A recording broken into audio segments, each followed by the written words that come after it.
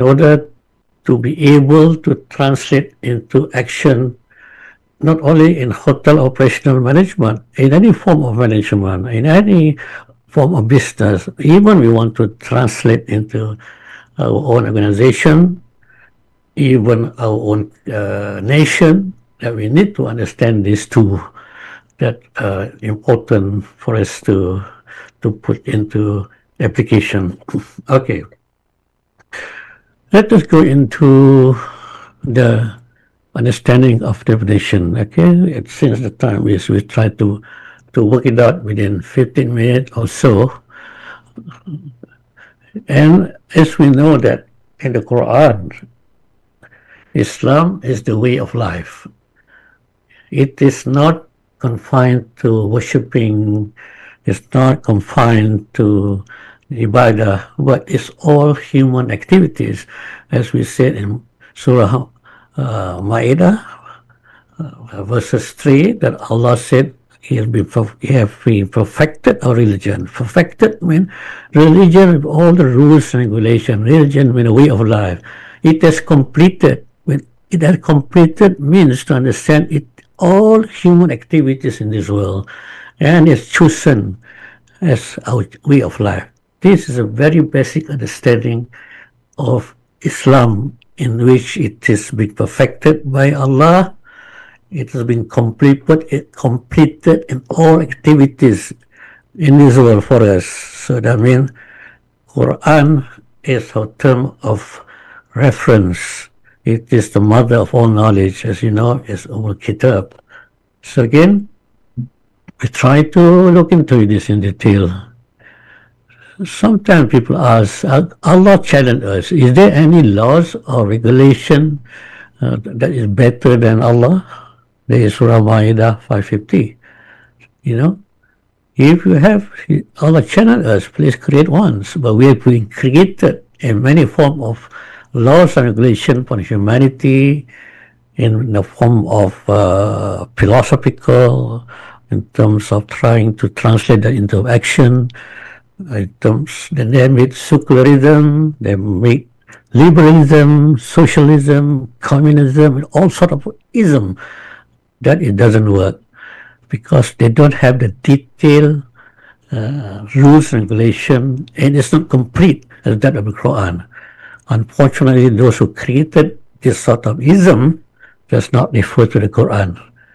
And due respect, some of our Muslim professionals does not look into the Quran because we are being trained into to separate the knowledge of Islam as well as professional activities. Okay, brothers and sisters, excuse me. If you look at this is I like to I like this model which I created from various reading of the books on Sharia, Maqasid Al-Shariah. We can read a lot of things, but to remember and to translate that into action, I've created this sort of model for me, and I found it very, very useful for my experience in translating Sharia into action in various business activities, not only in business activities, but in organization. If you look at this model, okay, it is holistic in nature. We need to understand this in order for us to what we call this, to implement or to translate Sharia into action. Why I put into this form of chart model, it's easy for us to transplant into our mind and easy for us to recall without reading all this book. You can see that Sharia is very simple. Sharia, Islamic law, Islamic commandments of God, as you can see here, is in all human activities, isn't it? It's a very simple definition. And it is the source. We can see when we talk of commandments of Allah, there must be some source. The source is, we can see, is from the primary source, the Quran and Sunnah, and that of the secondary source is relating to the to what you call agreement of councils of scholars. If there are no explicit mention in the Quran and Sunnah, so it could refer how to implement it. Of course, it does not contradict to the primary source Quran Sunnah. This is a very simple definition. Yeah, if you understand this, the source. Second, we must understand what are the categories of Sharia. Now, in the Quran, just now, Surah 5, verses 3, Allah mentioned that it's perfected it. Okay, perfected having Quran as a reference, Sunnah as the operational definition. And in a sense that it is not a philosophy, it's not a concept as we normally, due respect to my friend and even and Muslim scholars, they refer as philosophy. It's not a philosophy. It's a principle. It's for wisdom from the Quran to be implemented. You see, for example, a very simple verse from the Quran said, Sunnah, what we call interest is haram. Therefore, from those very basic principle rules, it gave birth to various aspects of human activities: Islamic banking, Islamic insurance, Islamic auditing, Islamic bond, and so on. So in this case, you can see it gives birth to various activities. So this is what I'm trying to say. Even we can say is one verses from the Quran. It just means that we couldn't eat box. It's a haram and clean. It created halal industry, halal food industry, halal cosmetic, halal medicine, halal consumer good. You see, just one verse, if we refer to that. So here it's a very, what do you call it, the simple, it's not a philosophy, it's a principle to be applied, or it's a principle to be translated into action. So if you generally understand that, we can even apply it to other activities in our own field of expertise. Here we may look into the case of hotel, which is Islamic lifestyle. Yeah? Okay. This is a source. So here you can see the categories which I have mentioned earlier. You can see it covers all human activities. If allowed me to divide the human activities into three categories. One is Aqidah, a belief that we have a faith in Aqidah. Second is Akhlaq, code of ethics. And then the other one is areas relating to rules and regulation. So here, I'm not going to explain further what is Aqidah. As you know, is belief in God, belief in belief in the angel, belief in the Holy Book, belief in and so on. The sixth faith, as all of you understand, is not for us to give detail. So akhlaq is a code of ethics. We can know a code of ethics, dressing, the way we mingle, intermingle. So here are the code of ethics, and these are law regulation relating to fake ibadah, fake muamalah, fake munakahat, fake siyasa, political laws, fake dawla, state of laws, and fake jinayah. These are most important elements of rules and regulation. Today we are focusing most of these things: fake ibadat, fake muamalat, fake and fake fake ibadat and fake munakahat. We hear lectures from inside the mosque, especially in our sermon, I don't know, in other countries, but what I've been observing, most of the sermon focusing on these two. And I don't blame these scholars, because they are not, they are trained by system that divide between these and other activities, dichotomy of knowledge. You see, those experts in this, when we talk of religion, we focus on these two. Of course, you professionally, we are now going toward muamalah. Alhamdulillah, this professional able to create Islamic banking, Islamic insurance, Islamic bond, Islamic investment, and so on. These are, and there are many areas of development now getting on. For example, Islamic tourism, Islamic halal food and consumer products, and so on. There are many areas now. These areas of development now coming up 10 trillion US dollars already, covering all over the world, and is growing, and is creating a new mainstream of Islamic economy. So the other aspect, of course, need to be developed further, which is now getting accepted now. If now intellectual, those are educated, relating to Sharia political system, fake dawla, I mean state laws, and criminal laws. Of course, some of the Islamic countries, like Saudis and other countries, implement the criminal laws. And we study those countries which implementing Islamic Sharia criminal laws. There are the rate of criminals such as rape and death due to alcoholism and so on is nearly zero, I mean insignificant, as we know that the criminal law in the countries in the Western world, the highest rate of raping per 100,000 is in the Western world. Top 10 or top 100, but in Muslim world, it's very significant, those who implement the law. Okay. All these things, the categories we understand, the source we understand. Now, what are the objectives of all these things? We have the ultimate objective. We call it Maqasid Al-Shariah.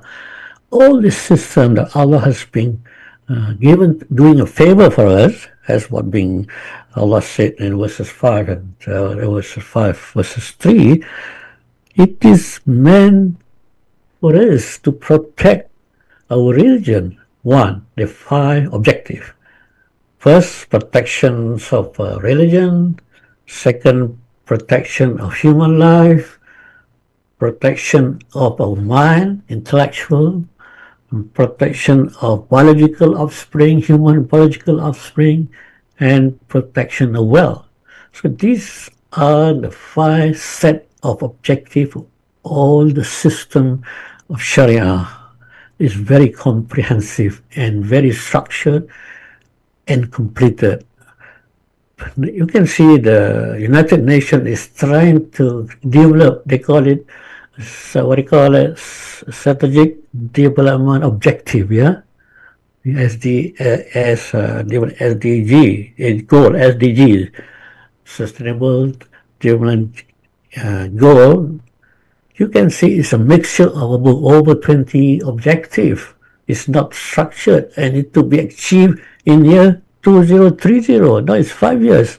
You mentioned it is very, because United Nations is consisting of youth respect of the majority, if those who are not knowledgeable in Islam, not only that, but they refuse to understand Islamic principle. So, in due respect, the IIC is inactive. I don't know why, but it's inactive. It should play the role of this understanding of Maqasid Al-Shariah in all human activities.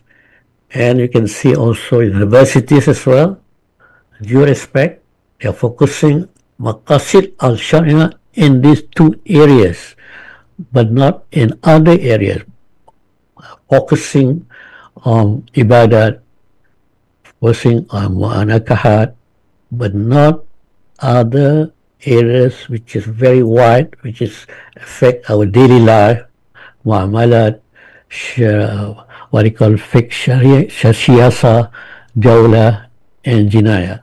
They are not focusing on how to implement it.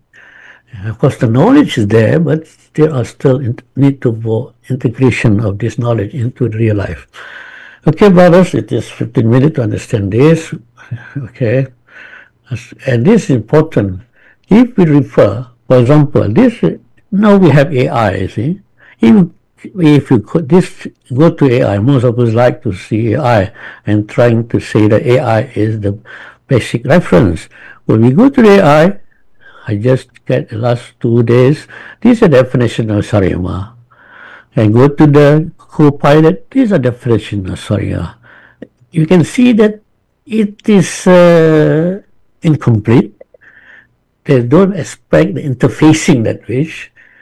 As you know, the latest study by the MIT that those who use AI regularly or what do you call that frequently will make their brain rot, shrink the brain in terms of creativity. They make the brain lazy. They make the brains what do you call that thinkable, and so on. So AI is meant to just get knowledge, but it is not. It is not in terms of creativity. Or any other part is creativity for implementation, and so on. So it's important. I will discuss about that later. I just give you an idea how this thing. You can see if you look at this. You look at this. Do you think that this is better to understand? Do you can remember this? The AI, this is referred by co-pilot, good Kamali definition. This, do you think you can remember this? Do you think you can easily remember, easily implementing? You compare with this. This mapping, I came out with a system, or rather methods for in 2000, I think 2012, which I practiced in 2070. Its complement is the AI, because easy to remember. You look at this, you can implant in your head forever to understand this, and you can recall. Allah gave us the brain. You understand in such a way that you understand this, you can recall automatically books you have written. Okay, any abstract concept into action to real world for application. You look at this, and you bridge theory and practice for student and professional. Enhance long-term intention and value-based leadership. You understand this? It's always implanted in your brain in long-term remembrance until you're old. You start doing this.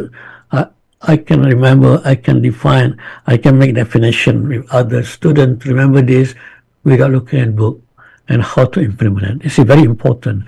That's why I say these are the key success factor, important key knowledge that we need to understand. Okay, what I'm trying to say just now, this implant to our brain and be easily remembered, easily recall without reading other books, and then easily to understand how interfacing each other and how to implement it in real world. Okay, in other areas which is mentioned here in all human activities. Okay, I mentioned here I created this book. Of course, this is Malay, but now I'm creating it to translate because of the AI recent research 2024, which mentioned that it is brain rot to a brain if we lose AI. But this system will help you. Of course, those who are interested in this may contact me or may contact IIIT. I'm finalizing this. It helps the student. I've been experimenting it. It helps the lecturers and professionals. This is very important because we are living in the world of AI.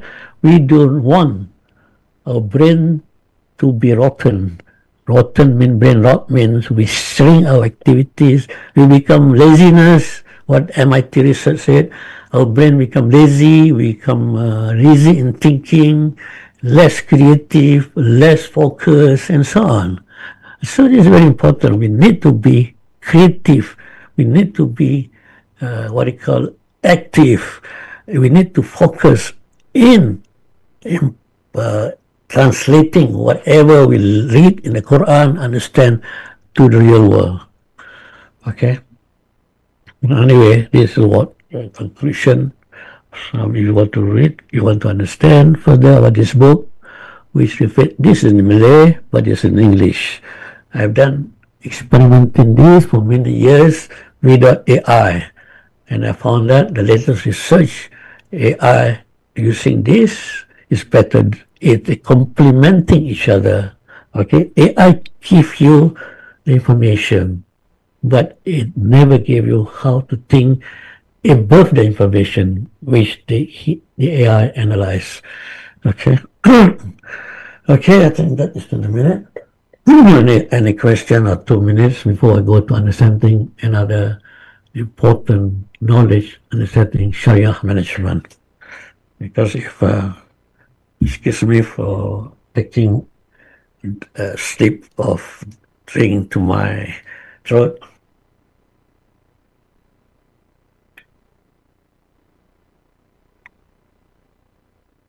Okay. You can see me, yeah? You can see me. Yes, Doctor. You can see me or I don't, you can see me. We can see you. That is true. Oh, you can see me, and I have to be careful in drinking and okay, It's okay. It's okay. but I cannot see you anyway. Okay, this is 20 minutes. Another 20 minutes, I'm trying to discuss with you this understanding of Sharia management. First, we must understand what the Sharia in the form of framework, operational framework, which I mentioned to you, that could be implanted in our brain so that wherever we are, in whatever situation we are as managers, we can even recall it. Okay, that is a prerequisite of key success of this transforming anything in which we must understand it must be implemented in our brain just now, this one, so that we can, our brain is created by Allah in such a way that if we structure it properly, we can implement, we can explain, we can convince others, and we can create, translated that into real world.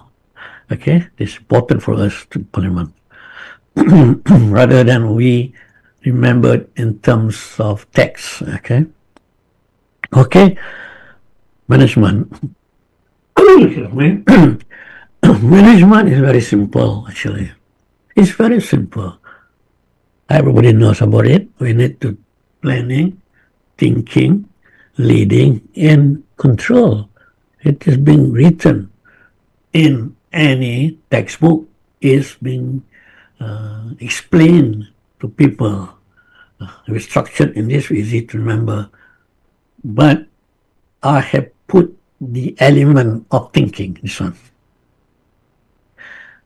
I always emphasize 2010 or to my experience and to our own experience also when we are a kid. When we ask something from our parent to do something, I do not know. To my own experience, my parents always ask me, have you do the thinking?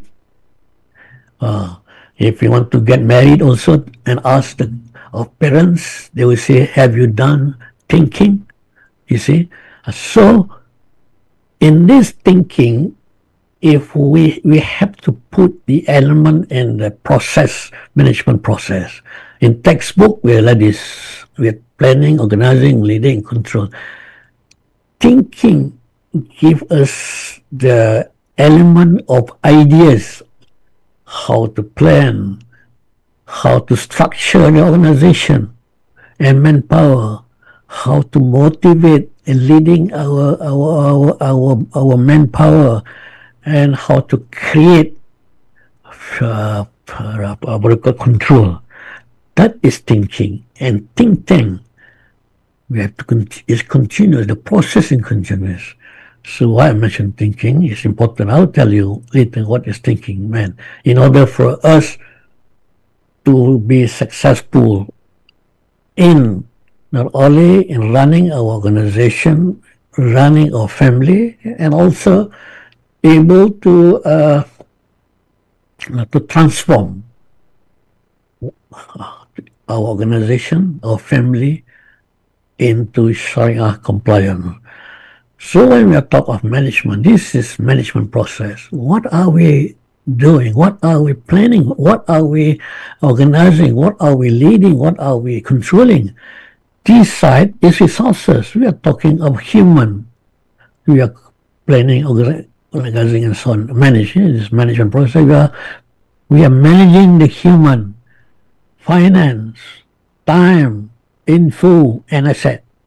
These are very basic elements. Even in our family, we are managing our family, human, our children, and so on.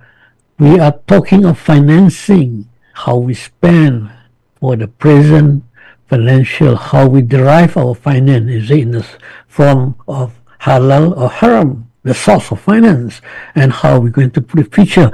And also we must put time factors, because things are growing, the world is moving, our children are growing, our mankind are growing. So time factors important in terms of managing. And also information need to be gathered. That is why we have data, that is why we have information, what we for analysis, that we able to deviate a planning strategy and control. And we are also managing our asset. Asset means whatever physical asset we have, mobile asset we have to manage. So easy, isn't it? It's just managing the resources. Okay, this is what management is all about, and it's simple.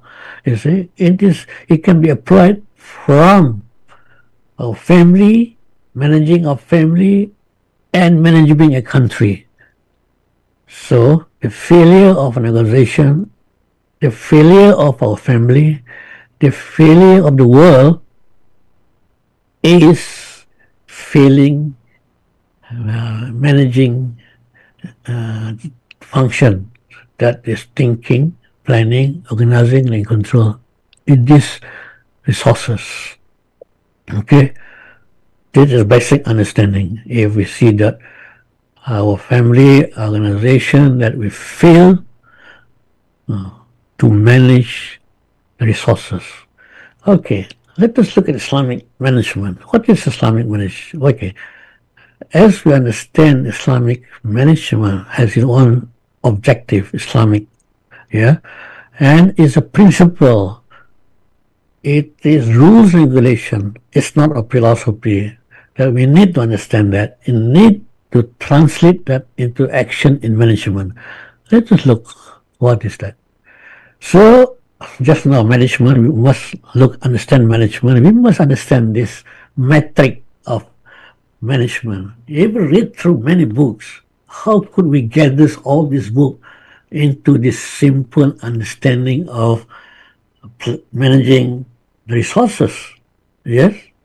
So I came out with this metric of management, easy for us to implant in our mind, to implant in the student, so that they learn the theoretical management function and resources into real life.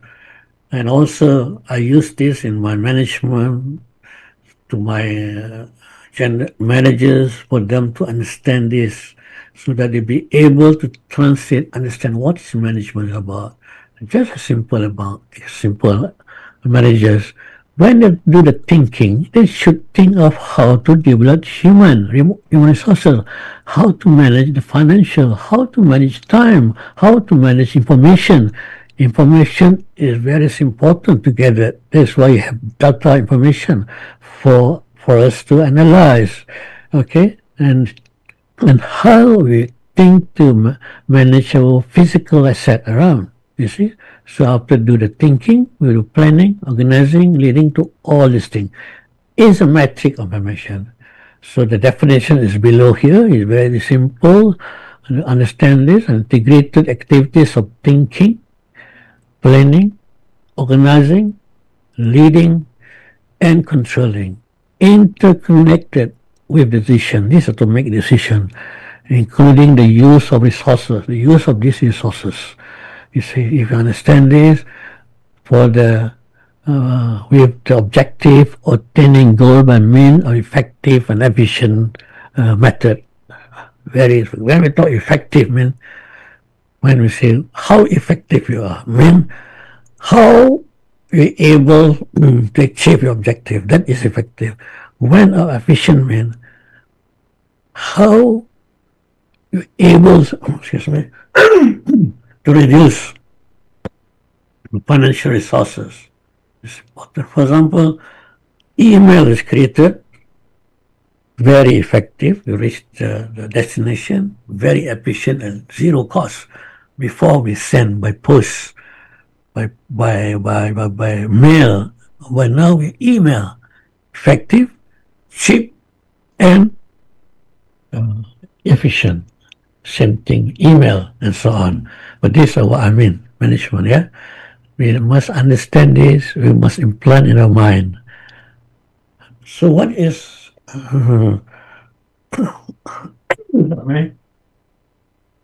Was getting my age is getting with me. So now this interaction within Sharia, we understand the Sharia at the back of our mind. We already understand this think management at the back of our mind. We'll be able to interact within this principle and this process. You see? And we, therefore, with this interaction, we able to what do you call that? We are able to produce this one. Sharia thinking, Sharia planning, Sharia organizing, Sharia leading, Sharia controlling. As you know, Sharia, the Islamic way, Islamic law. Okay, so thinking in accordance to Sharia law, planning in accordance to Sharia law, organizing in accordance to Sharia law, leading according to Sharia, controlling Sharia. So this is very simple for us.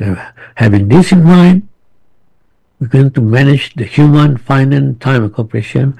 We have this is just a framework of our action.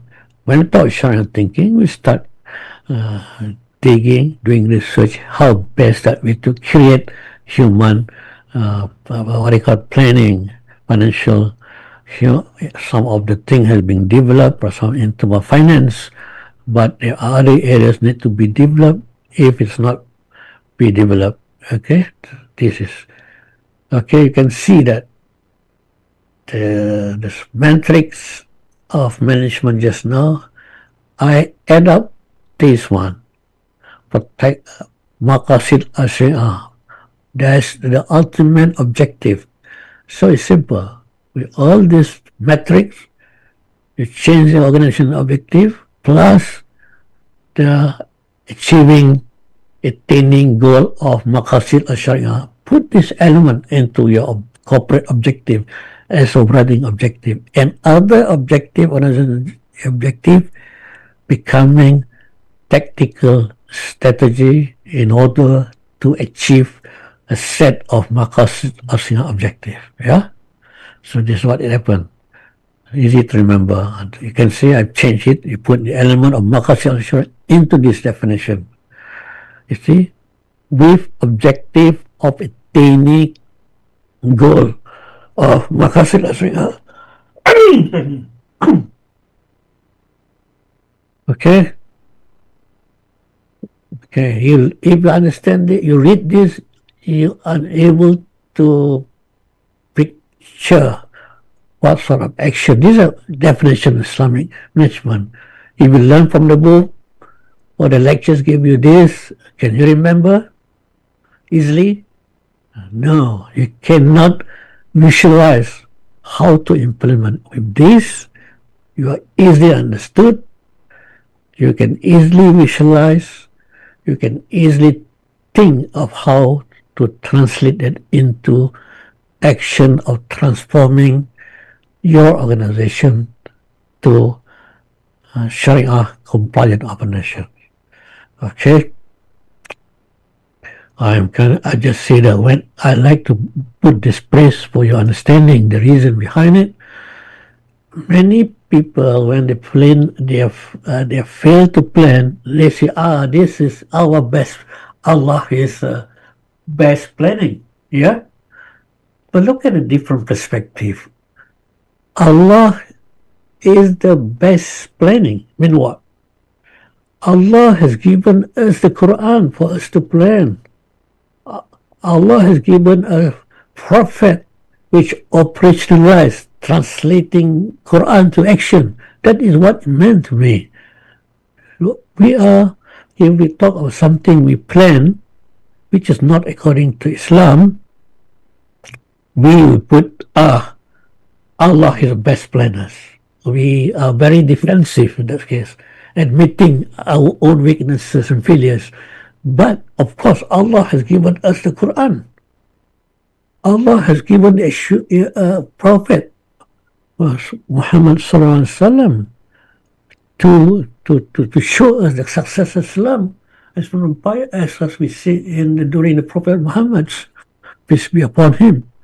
So this, our planning has to be whatever in management planning, we have to follow the Quran and the Sunnah. And we can see that the Quran is widely read and memorized in the world. 10 million people memorizing the Quran. If we have 10 million people able to translate the Quran into action in all human activities, we have changed the world. Able to follow the Prophet Muhammad as a role model in all our human activities and whatever position we are, managers, leaders in the families, leaders in organization, leaders in running a country, the world is safe. We are safe. Okay, brothers and sisters, this order is management. Now we are finished 20 minutes, 40 minutes. We have another half an hour, 20 minutes to discuss the other one. Okay. Doctor, Sorry? you need to have a Q&A session also during the class or after the class? Open question while I have a slip of drink. Okay. Please put your question. Okay, to all participants, you can unmute yourself if you have a question. Yeah. We can have a discussion.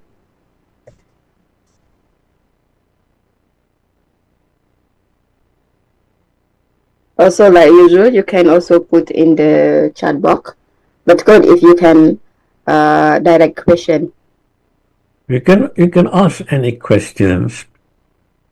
You can put your ideas across. There's a hadith which I can't remember. If you ask question, the benefit will for those who listen it, those who answer it, those who ask it. You see, the benefits is widespread. There's no question or wrong question. The ask question is for further verification. And giving ideas across is good ideas to enhance our knowledge. Is there anything that you need to question? Anybody? give you 2 minutes before I proceed on. Yes.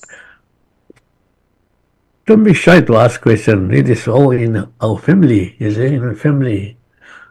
Yeah.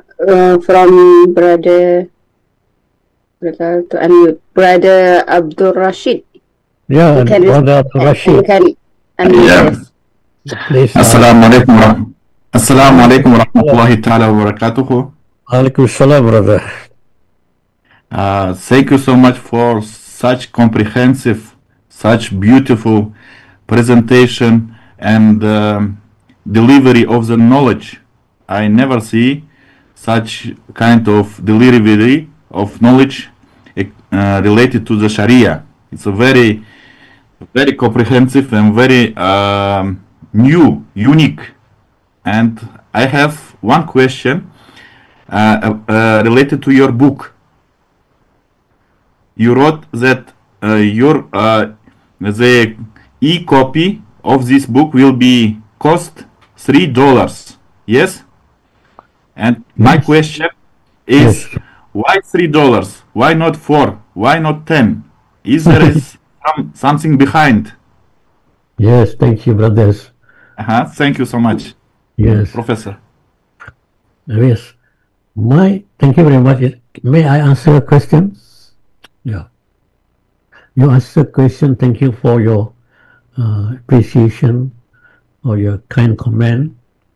The second question is why $3? Why $10? Maybe we can see if I go through the. Remember when I say that anything it should be effective and efficient. Effective when able to achieve the objective, as email at zero cost, and then effective when we able to achieve our what do you call that, our objective. Yeah, and also efficient also mean to reach as quickly as possible instantly. Okay, why I choose $3? Because not $10. In my mind, if you allow me to share whatever in my mind, $1 is meant to be donated to the Palestinian or brothers who are suffering in Palestinian. $1 is meant for us to donate to other source of fund, which is meant for what you call for education, and $1 is for me to manage it in order to spend the time and also to what you call that is what you call to send the printing and also to create this sort of and to enroll, engage in other software and so on. So it doesn't mean much cost, is it? If I'm going to print it, it may cost $100 if you get to the publisher, but it doesn't mean to achieve my objective. So I hope if you can refine my objective, I appreciate so. That is the reason. One is dollar meant for Palestinian, $1 for educational fund, and $1 for myself to spend in management. For example, buying into a laptop, tabletop, pinkies, buying into a better, what do you call that? Equipment. Okay, thank you very much. There's a question, Brother Awa. Okay, You about can our pay. Yes, for our pay. Awa for yeah. Yeah, yeah, he has to switch on the mic, I think. You can unmute yourself, brother.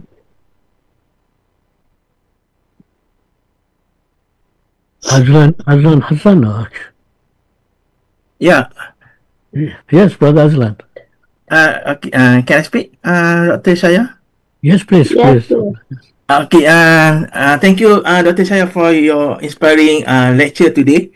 Uh, I want to take one. I want to get your opinion because in one of your presentation, you mentioned Allah is the best of planners, and in Quran we also be recommended to think, okay, before we make any decision. So can you give any what we call the limitation between our capability to think and Allah as the best planner? Is it any what we call guideline? Because at the end we still need Allah to determine for us. Yes, it is a very simple lifestyle. Our lifestyle is that first we tawakkal to Allah subhanahu wa ta'ala in whatever we do, right? For example, we perform a prayer, we always repeating it, I think more than the basic 5 time or 17 time. We repeating it, ihdina siratal mustaqim, isn't it? Please guide us to the right direction. You see, direction in your favor, not direction gone astray. And we ask, do you receive answer from Allah? Yes, we receive. To me, okay, to my own interpretation, my own feeling, we receive immediate answer from Allah Ta'ala when you open the Quran. We say that Quran say answer zalikal kitab la rayba fi. This is the Quran beyond a shadow of doubt. You see, this Allah has given us Quran and us for us to follow. You see, that is what I'm trying to say. After the Quran is our standing operating procedures. Therefore, after we follow the Quran, do you think that we're going to use Islamic principle? Are we going to fail? We follow what do you call it? Free interest banking, free interest insurance? No, it failed because we do not implement it. What do you call it? Actually, it never failed. We can see the Islamic banking. It is accepted worldwide, not only Muslim world, it's non-Muslim world. This is what I'm trying to say. Allah is the best planning procedures in the Quran and Sunnah. That is my what do you call it? My belief. For example, another example, Maqasid Al-Shariah, which is being coined or being structured by our ulama, okay?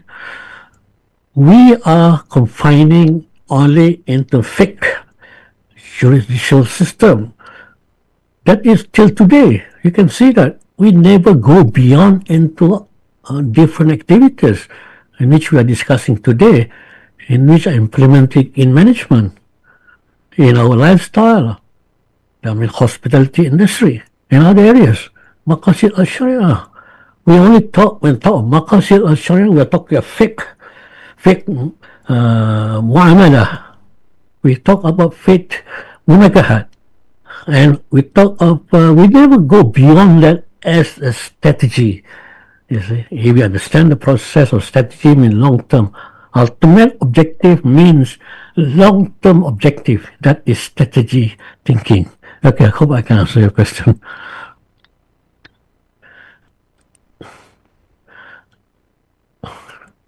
Brother Nur Lawa, I think we go on with the second stage because we have to stop at what time? Sorry, 11. 10:30. I thought 11, isn't it? 10:30. We break 30 minutes and we come back at 11. Because just now you take 15 minutes of my time. We stop at what do you call it? Oh, we stop at 11. We stop at 10:45. Okay, now I can divide my time into two sections for two. Okay, hotel operational management.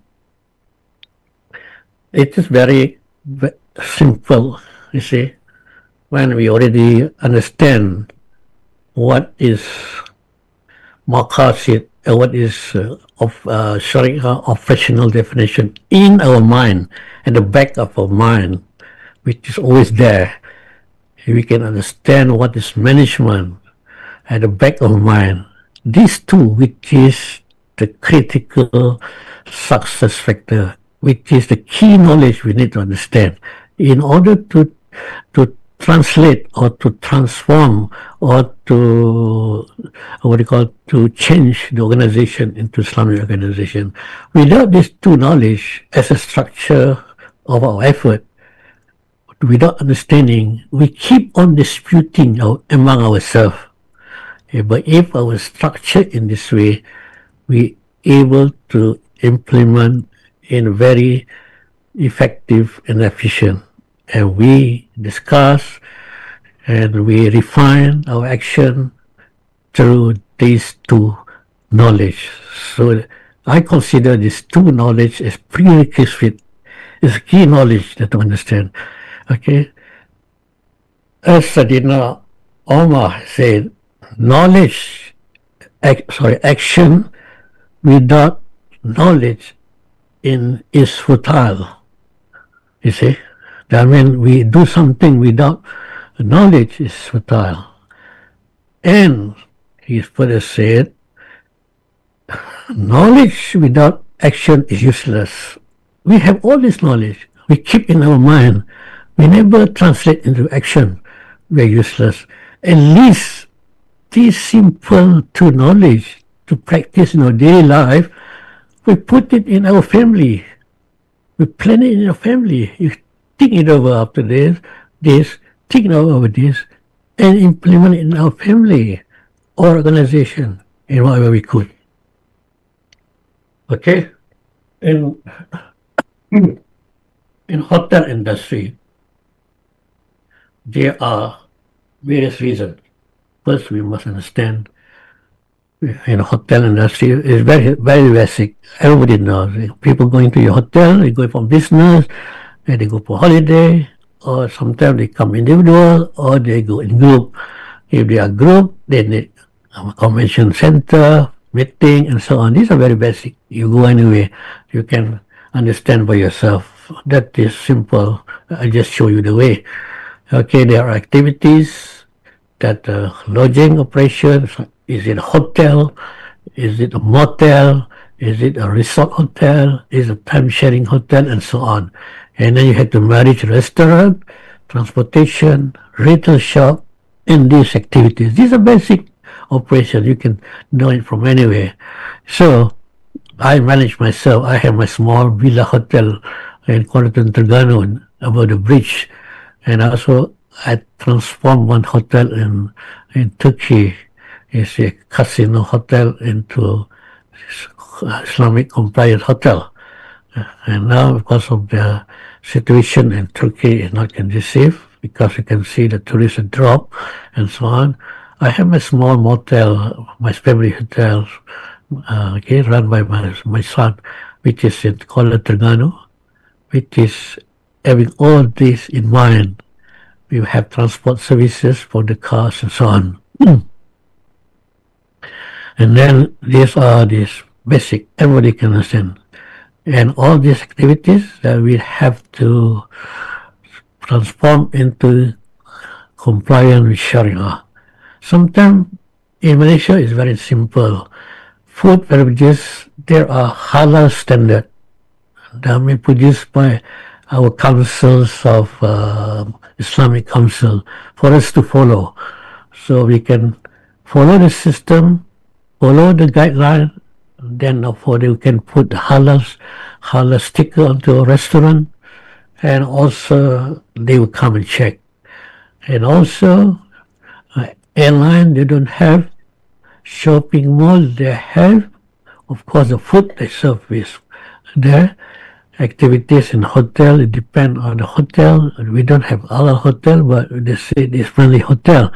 But I will tell you how we introduce a system in the industry, not by the government, but the industry. Okay, because system is very important for us to follow. So in this case, food and beverages, I think no complaint on this. We can use in Malaysia, in many other countries, these are the system. If other countries want to follow, they don't have the system, they can always refer to Malaysian system of halal industries and halal product, consumer product, and so on, which is selling in these shops. Yeah?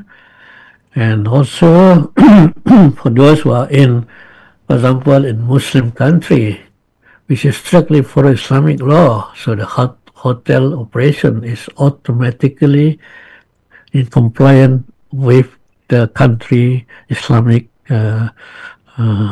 rules. For example, in Saudi Arabia, yeah, it is totally you can open something into halal. I think the same in Nigeria as well. And so, but in Malaysia, you can mixture of that, but we can always introduce with Islamic. Okay, I always recall this. To transform, we need this knowledge, yeah, in order to transform. Okay, I recall this. You see, so when we recall this management function, yeah, it is important for us to look into the two key factors here, two key success factors.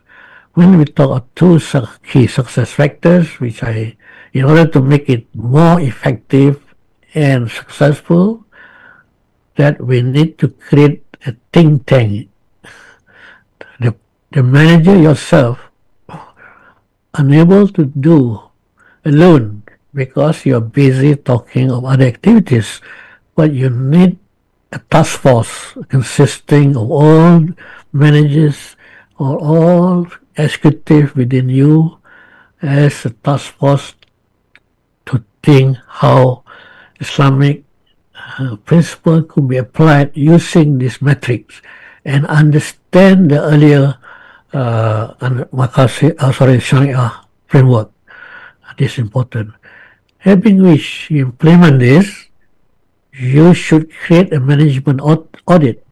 Management audit is very important to ensure that whatever you implement is in compliance with what you plan, in compliance with the rules and regulations.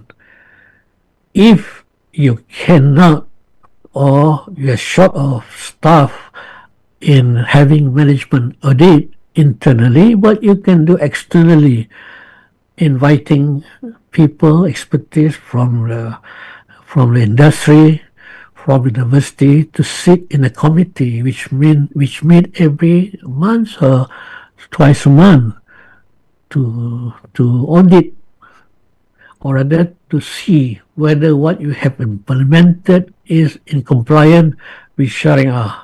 This is important. The two important elements we need to create. Okay. It is very simple actually to create. This is through experience when we talk to one manager who is running a Japanese hotel, 5-star hotel. We said that he interested to implement Sharia. I said very simple. Just listen down and talk to your managers. Talk to your owner. So he talked to his owner, explained that I need to create halal restaurant, no alcohol in hotel premises, dedicated swimming pool, halal events, Muslim prayer room, hijab Sharia for Muslim staff. He just tell this. The committee of the hotel is Japanese say, wow, very good. Arigato gozaimasu. We should be able to explore this. But are you sure they will bring some profit to us? He said, I'm sure. I can promise you within 6 months. So what about halal restaurant? We follow the Islamic Malaysian standard. And then he discussed with the cook, the one Japanese cook, mentioned. Well, one menu that cannot be what do you call, get rid of the non-halal product. We need to put some pork into it. Then the Japanese owner said, "Well, don't include that menu in our menu. Just take it off." It's just very simple, isn't it? Korean man, Japanese restaurant, and no alcohol in the hotel premise. They did a survey to the consumer. Oh, no problem. We can drink alcohol outside the hotel. After all, we come into the hotel for meeting. We don't drink alcohol. Get ourselves drunk in the hotel. You see.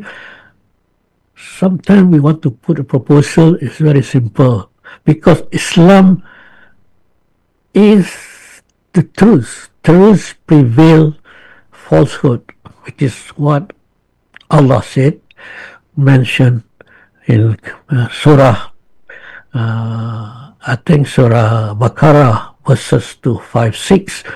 We see that there's no compulsion, there's no force in Islam, if because the truth is always prevail over falsehood. See, this is what it says, and it is true enough.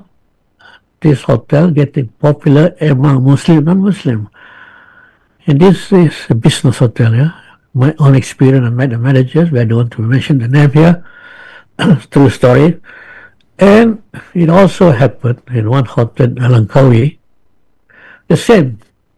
While other hotel drops, that hotel follow this system, increase in the income. They even have a speaker to indicate all over the side hotel the time for prayer. And does not affect the customer. They like it because they said it's a time for us without looking at the watch. So, you see, we cannot be defensive. We should be offensive and just telling the truth without even detailed papers to put our case across. This is my true example, which I met a couple of case study of how conventional hotel turned into Sharia compliance. Okay.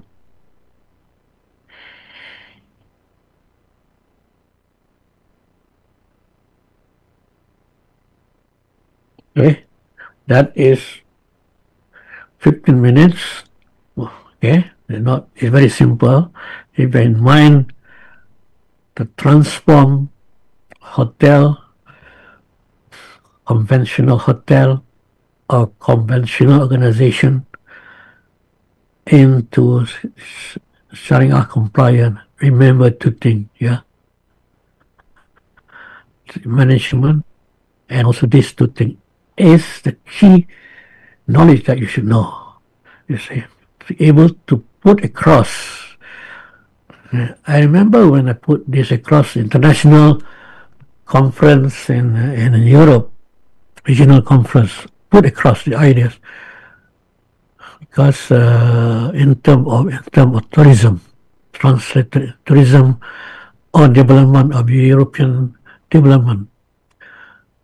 My title is Shariah as a core foundation for development of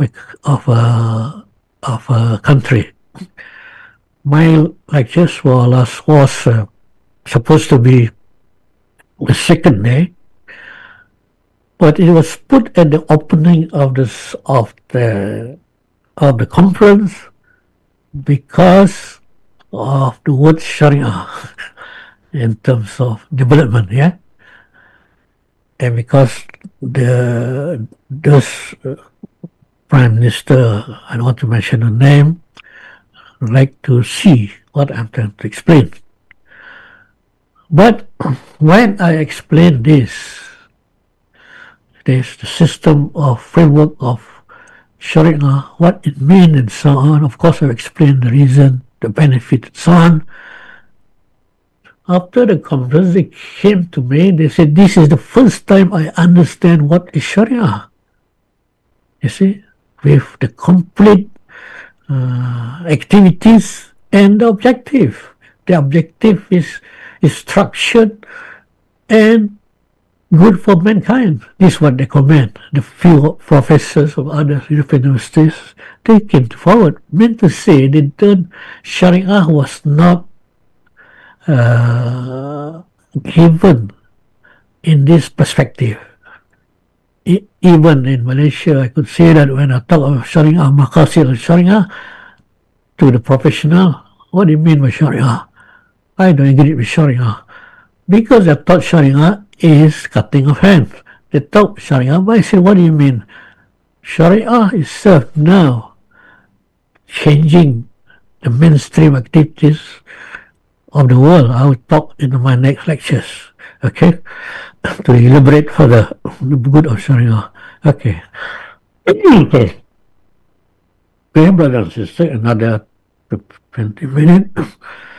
What I mentioned here, that the two important things that we need to have think tank and management.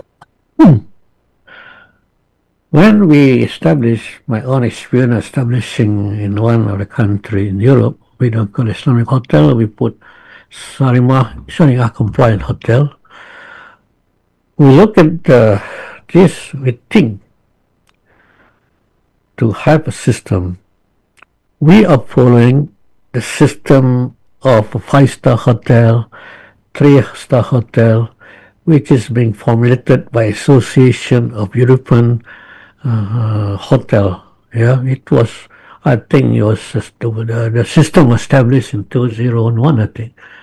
But in the history of what do you call a system guide hotel for 1-star to 5-star was established in Europe by Automobile Association, yeah?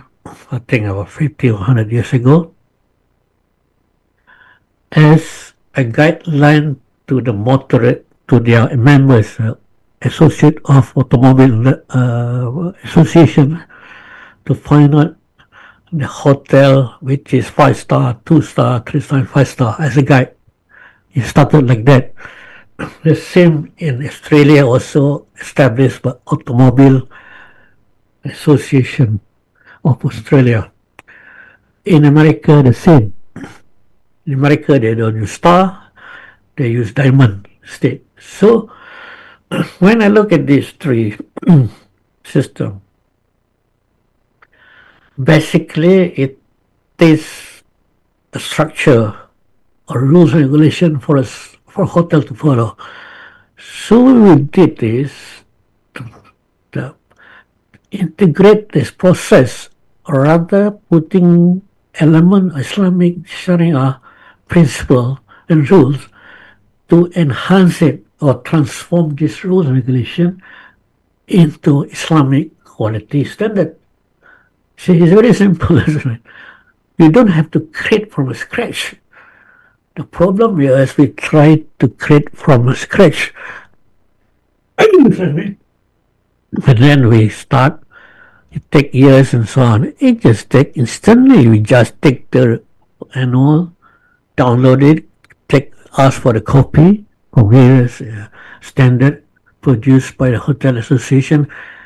Hotel Association in Europe only established the start in 2011, adopting that others hotel using it. You see, what I did to get that and transform it as the structure and put the elements of Sharia. For example, get rid of the non-halal activities in the restaurant, non-halal events. All those non-halal is being eliminated. So, because the quality standard is just based on the structure and the elements, so it turned out to be IQS. If we take out all those elements of non-halal, therefore the standard according to their own standard is 0. They would take out your 5-star from the hotel. It doesn't matter. Take the star away. Have our own symbol. We have a crescent, so that's why we have a crescent to replace the star. 5 crescent, 3 crescent, 2 crescent, and 1 crescent. You see, based on the structure. You see, it's very simple, isn't it? You see, we just adopt certain standard and do it. And it's a similar thing if we're going to avoid corruption in a country. Do you know that the best system of anti-corruption is I think in Finland, if I'm not mistaken, in Finland, number 1, because they've been structure of eliminating corruption. Why not take the system? It is being devised by European Union, put it to practice and refine it in our system. When I suggested that, they say, that's different. There's different. Change it in our environment, putting animal Quran, just same the same Islamic court standard. Yeah? This IQS is not derived from the government. It is initiative from the industry. It's important. Don't care about it because like association of hotel, they drive their own standard, not the government. We have the association. Okay, this is you look at these bonds, yeah. What do you call this? In one country, we're looking into this. We establish a system. You see, we provide the crescent instead of star. These are getting popular, but slowly, but it's not very active now. Well, this is getting popular in a few years. Start 2012. You see, we have awarded this hotel for the Qatar hotel, which they have 33 hotel worldwide. They have provided this standard to them. Well, it doesn't matter. We just invite them. The industry, the consumer set. Okay, even to others worldwide. We have given to Indonesia, Thailand, Turkey, and Dubai. You see, these are what we have done so far. You see, it's getting accepted. We produce IQS. We invite government ministers to award it, though it is not theirs, but ours, it doesn't matter. The most important is that we are able to disseminate information. Okay. We are going toward other industry, change the value chain.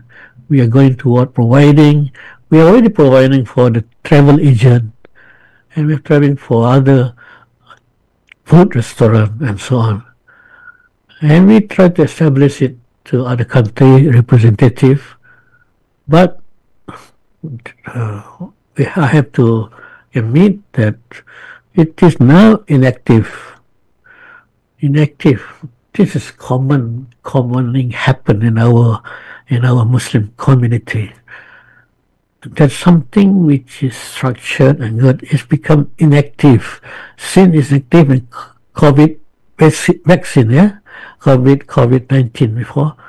Maybe the effect of COVID vaccine, and maybe now the effect of AI as what being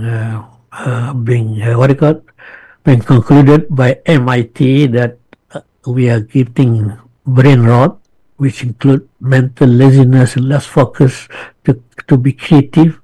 That's what's happening. And the conventional university, of course, less interest to look into it because it's Islamic in nature, because it would change the lifestyle of humanity. Islamic is still less developmental to you my respect. We have put many, you look by yourself. Islamic knowledge, Islamic integrated knowledge, Islamic Islamization, which is being muted or being advocated by Syed Qutb, Professor Syed Qutb. Until today, you are able to have a very structured Islamic management. You see, I don't know, maybe through my own research and so on. And Yeah, it is yet to be developed. What about this Islamic quality standard, which is being even put across the universities, industry, Islamic industry, Muslim industry, but it remain inactive. To me, it doesn't matter because when we study the establishment of hotel, that's what they call it, hotel standard, European hotel standard, establishment of system quality is started 100 years ago, but today doesn't. So we hope and pray that we have laid down the foundation, we laid down the system, we will improve. That is why the strength, I believe, that universities, private sectors must strengthen themselves, must collaborate, which I found very little among Islamic universities. Their collaboration within the industry is lacking. That we need to strengthen it, to enhance it, in order to apply whatever system, not only hotel. Hotel is important because it is a lifestyle. Well, I'm trying to write this book, what I'm given lectures today with all these three things. I hope I can structure and detail out what I'm in my mind. But those interested can always write it or write email to me and also to IIIT, because I believe that when we give lectures without writing book to leave it to the next generation, it being drowned. But anyway, what Omar Custody has mentioned, that we have to write books, to put into book in the simpler form, not too academic. If it's too academic, brothers and sisters, it's difficult for the industry to apply or to translate into action.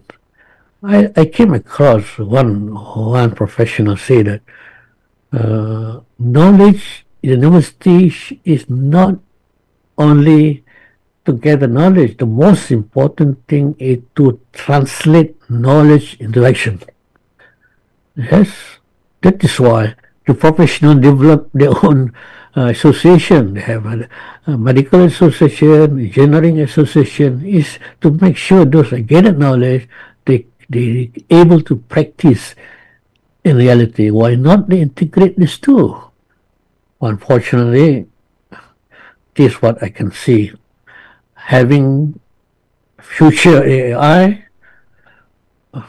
there are many areas knowledge could be gathered as a review, but put it into action, creativity, the new action is most important for the future of the universities and for the betterment of humankind, particularly with our own Muslim Ummah, which is need to change.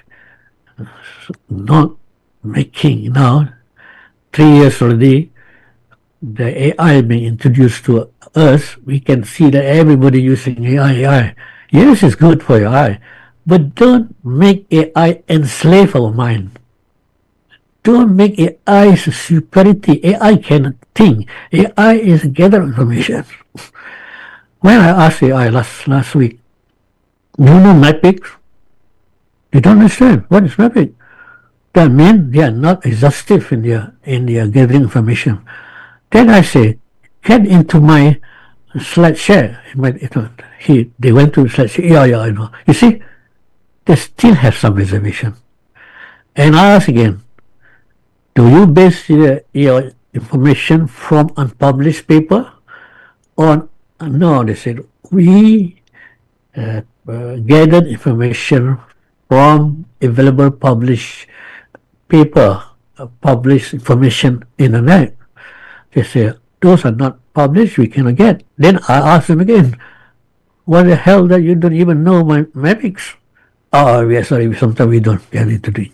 That is one AI course. Another AI I asked, and I saw where, about Islam, they said, and about Christianity, they have some reservation. I'm sorry, we cannot give views on this Christianity. I say, why not? Because you say you're intelligent, you can assess it. Why can you assess Islam? Why can't you assess Christianity? Oh, they say that yes, we have a certain code to follow. You see, AI designs certain limitations.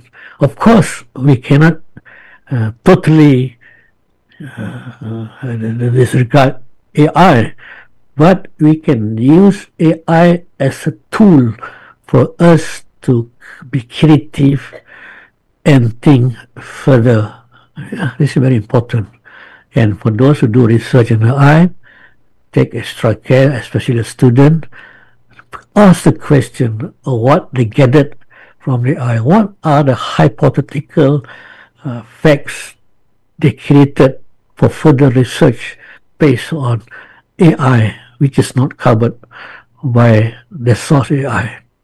Okay, this book will be talk about this, and AI book will be talking about the next Maqasid Al-Shariah in management. Yeah, so we have another 10 minutes to ask any questions. Thank you very much.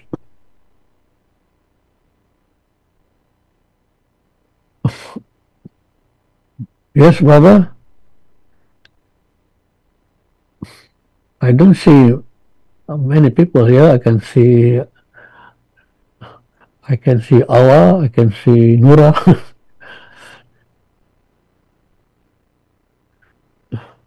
What? Yes, please. Any question before we stop for the rest? We begin again at 11 on the Maqasid Al-Shariah as a strategy in business. And these are interlinked with this topic we're discussing.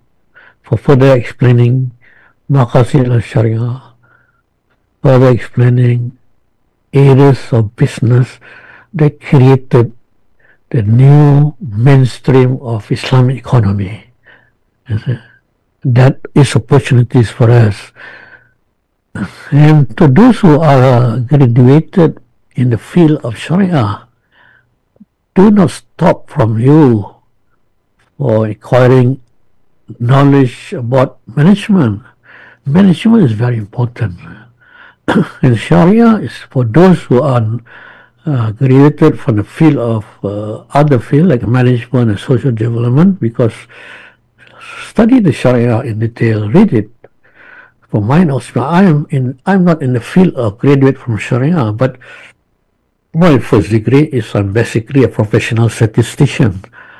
But a statistician means application of statistic in real life. But I have, Alhamdulillah, I have the opportunity of learning management. That interests me, management. And put statistic into management that put me enhance my career, because I use statistic. I can gather facts, statistic, I can analyze, I can do research. If you do statistic, not university, but Association of Statisticians, Royal Statistical Society of UK. But basically, it is knowing knowledge and apply it. And we learn management. And that put me interested in management. And when I put management in statistics, it grows faster in my career and my development in the area. Then I'm interested in Islam. Then my third, what do you call that, PhD, I studied research application of Maqasid Al-Shariah as a strategy in management. That is the reason that I getting interest in the field. I have the application of translating what do you call that, Sharia intellection, after reading many Sharia book, after reading the Quran, we're understanding there's so many areas that we need to translate the principle of Quran into reality. If you look at the Quran, it is twice, I think, in the Quran, what do you call it? Quran is Kitab, isn't it? It meant to say is the mother of knowledge. You're going to start something. We need our source Quran first, then others. When our literature review, as professional, we never refer to Quran at all. So you have to go to Quran basic. When we supervise our student, go to the Quran, understand the Quran, find the gap where your areas that the principle, rules and regulations need to be applied in real life. Okay, that concludes everything, brothers and sisters. We have understand holistic about Sharia. You understand Sharia management. We understand basic operational management, hotel and others. We understand Sharia compliant hotel establishment, Islamic quality standard. Not only this area, but you can always establish Islamic quality standard in banking, Islamic quality standard in your organization, and so on. Okay, thank you very much. And I have 5 minutes for you to ask questions.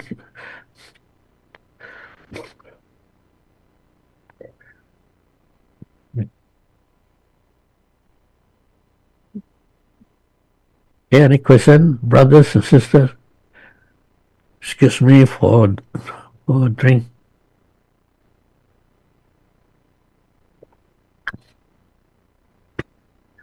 No question. It is two which I can understand. You don't understand it. Okay. I'm sorry if I don't make you understand.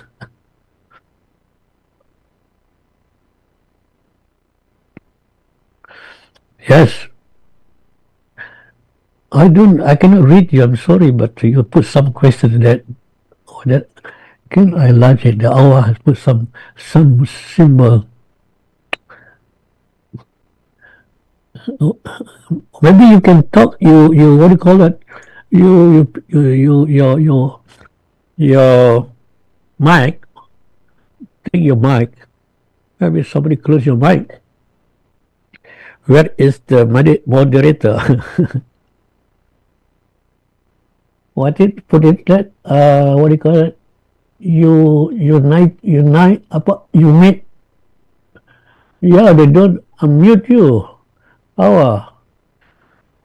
Where is the moderator? The missing. Assalamu alaikum. Yes, that's better. Thank you so much, dear professor. May I ask a question? Thank you.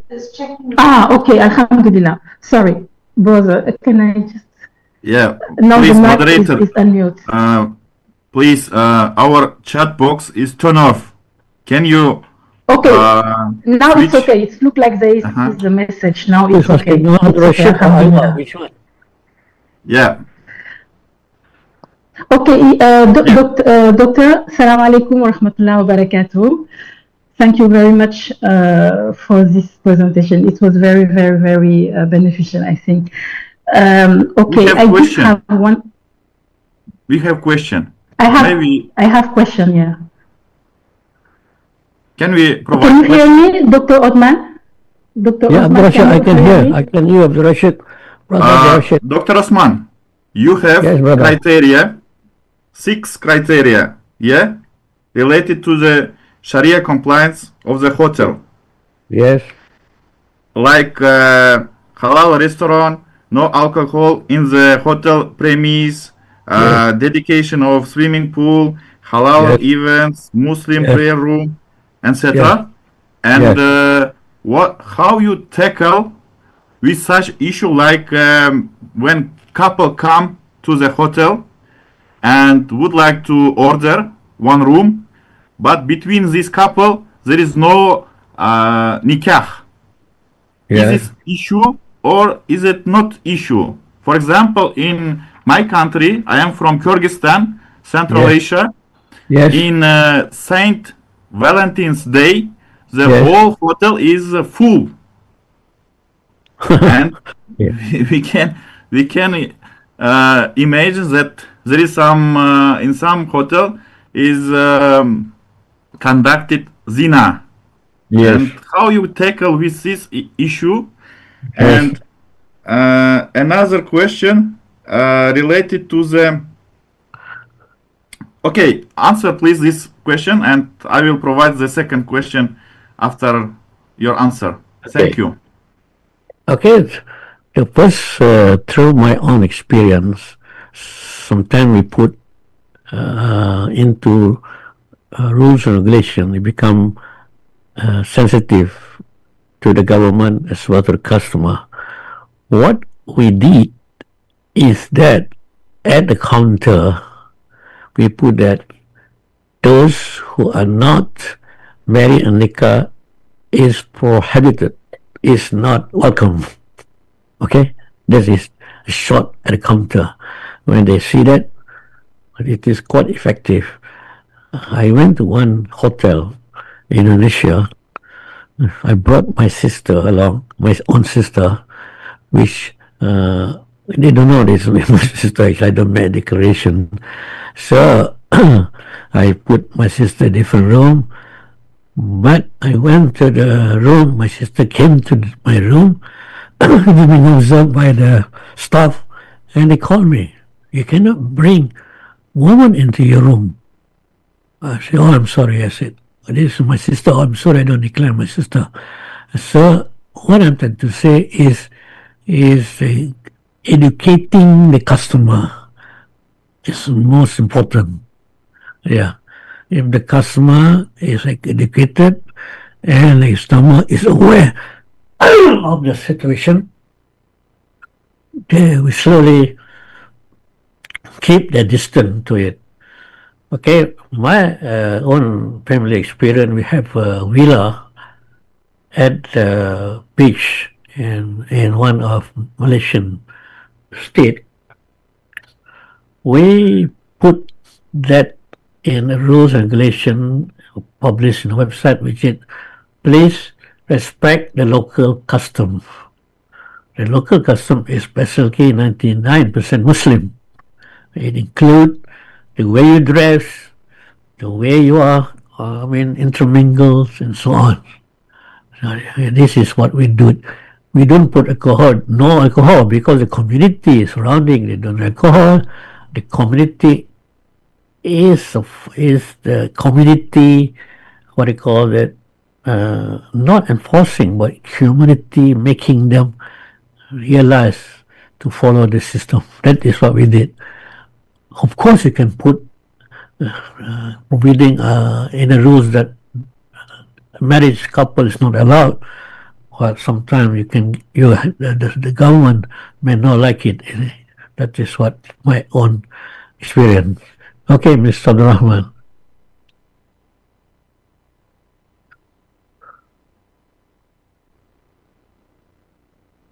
Yes, so Abdurrahman, here anymore? You have a second questions.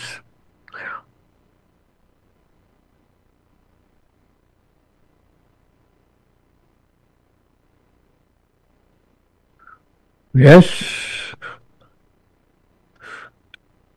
Yeah. Assalamualaikum, Dokter. Yeah, Mr. Abdurrahman has second question, and Mr. Awa also have put up his hands several times, but he's not given opportunity. You put some. You don't unmute the mic. He can speak. I cannot hear. Is it Awa Fai? Yes, yeah. Yes, moderator.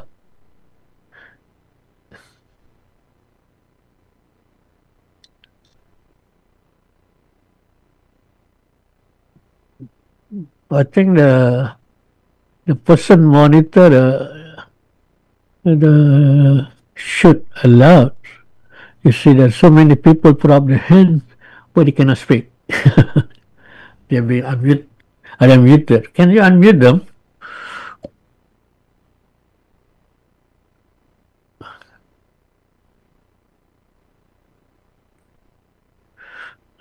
Yes.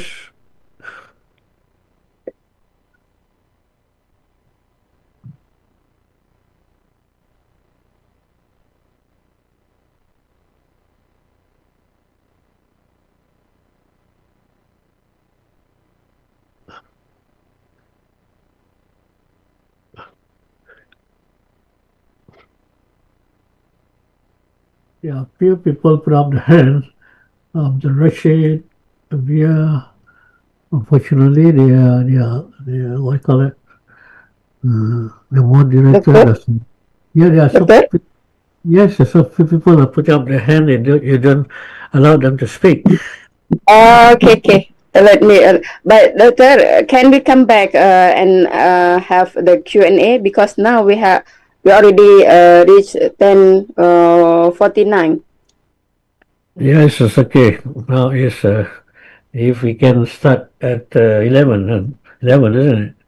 Yes, 11. we will come back at 11. Just a 10-minute Yes. break. Yeah, because yeah, just now we waste a few minutes time because some people put up their hand, but unfortunately, no, you don't unmute their mic. Okay, Okay, sorry. okay. Okay, we will come back at 11 and continue the Q&A. So we come up, we stop now and we start again at what time? Because we already late, maybe about 11:05. Okay, 11:15 or 11:05. 11. Either or, Ustaz. Either or, Doctor. 11:05. Okay, 11:05 also can. Just Okay, take a break. 11:05 is start. Okay, okay. See you at 11:05. Okay, inshallah. We will come back at 11:05. Okay, bye.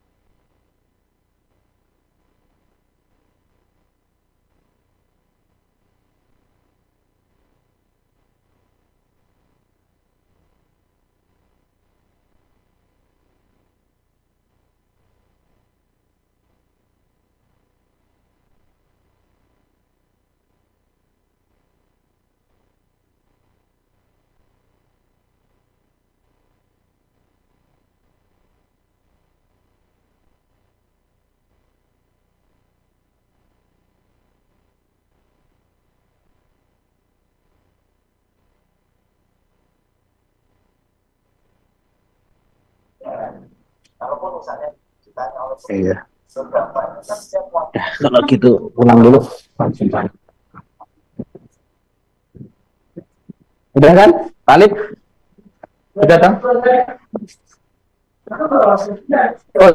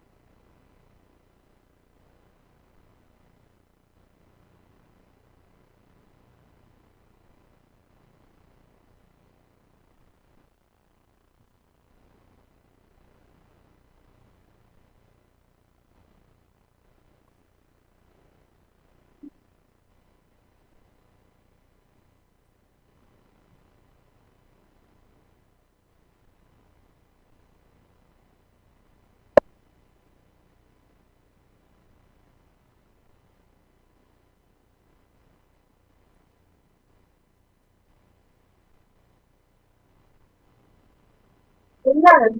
Jikan dia saya lagi. Oh, ya, ya. Apa mama? Ada buku. Kan jadi a break. Kasih apa?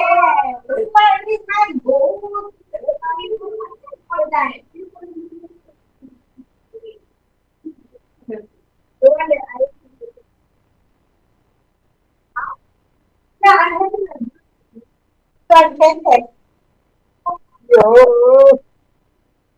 I can have fruits, I can be bold, it's a break.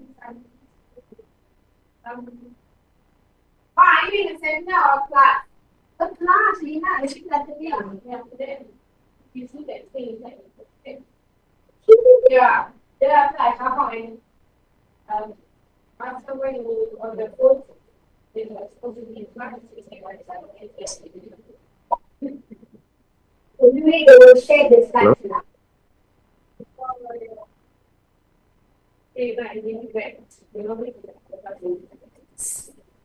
It's still on there.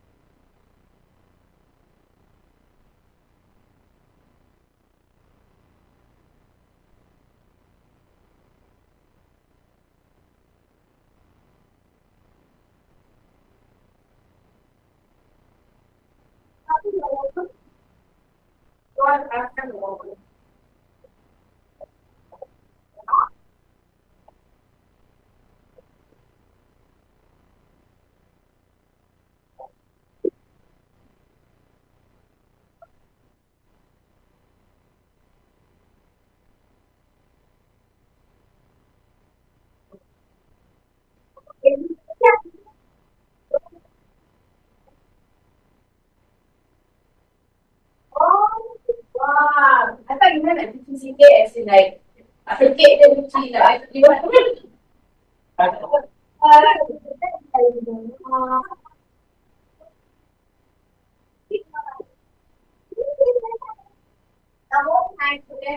Thank you.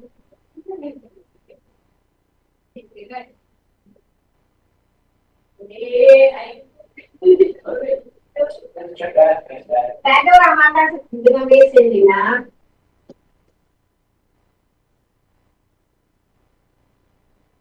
Ini saya juga ni ada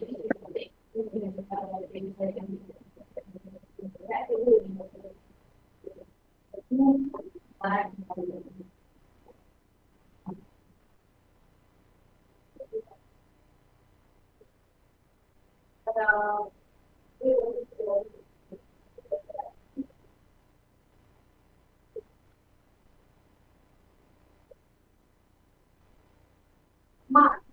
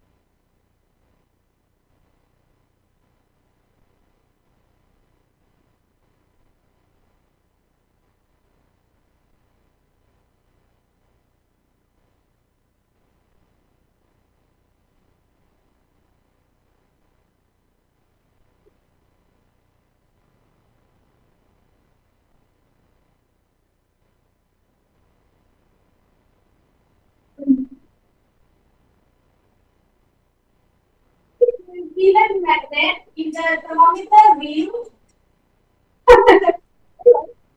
dekat dalam mailbox je. Time says here 32 degrees. Jadi 32 degrees. Dimasukkan ke dalam mailbox dengan magnet. Dia mailbox.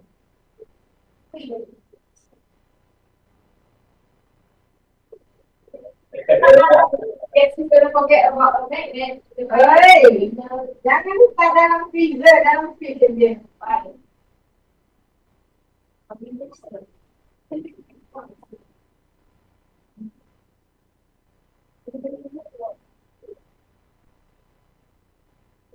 Until 11:05.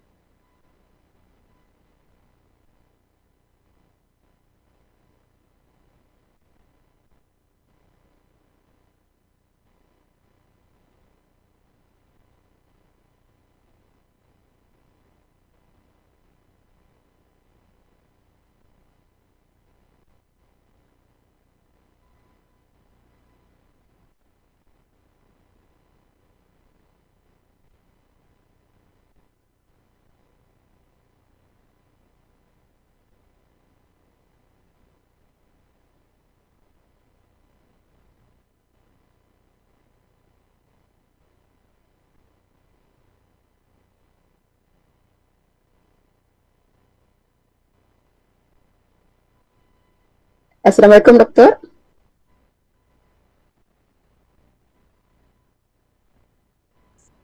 Assalamualaikum.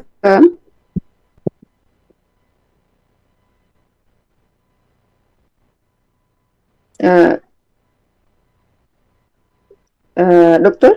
Once again, yeah, just adjusting my computer. Yes. Okay, here, can you see it? Or Yeah, it's you can, appear. you can It, see it it, appear. Yeah, yes. and you can hear my voice as well. But the voice a little bit slow. Okay, just put my speaker down. Okay, hear me? Yeah, better. Better. Okay. We continue with the Q&A or with the lecture first? Because are we going ahead with the what do you call that? What time we start? Inshallah, we will stop at 12:40 or 12:45 like that. Yeah. Yeah. So I mean, we will discuss at the end of this lecture. It will be better because there is an interlink between these lectures and the previous one. Okay. Yes. Okay. We will proceed with these lectures, then we will what do you call it? At the end of these lectures, we can ask questions related to these lectures as Yeah. well as Open Q&A, inshallah. Okay. Yeah. Without further ado, Doctor, you can proceed it. Tafadhal. you can see me, eh? You can Yes. see me. Sure. I cannot see you anyway. No. I can see only the pictures, not the like just now. We can see you as visual, but not only the picture. No, you can see the slide. Yeah, the slide already appear. Okay. Now we start the slide. Okay. Assalamualaikum warahmatullahi wabarakatuh. And we start the second lectures relating to topics of application of Maqasid Al-Shariah in business strategy. Yeah, why I say Maqasid Al-Shariah as business strategy application, because when we talk of strategy, it means in management is a long-term objective. I mean a long-term objective. So Maqasid Al-Shariah, which means ultimate objective of Sharia, I mean Islamic laws and regulation. So that is why I marry this objective, implementing it into management as a strategy. So Maqasid al-Sharia, when you apply to business strategy, it will become overriding strategy. That means all other strategy in business unit, or rather the value chain, will become a tactical strategy in order to achieve the overriding objective. It's important, yeah? I mean to say that in business there's no overriding objective. In business, objective is always determine profits is the main objective. That is the ultimate objective.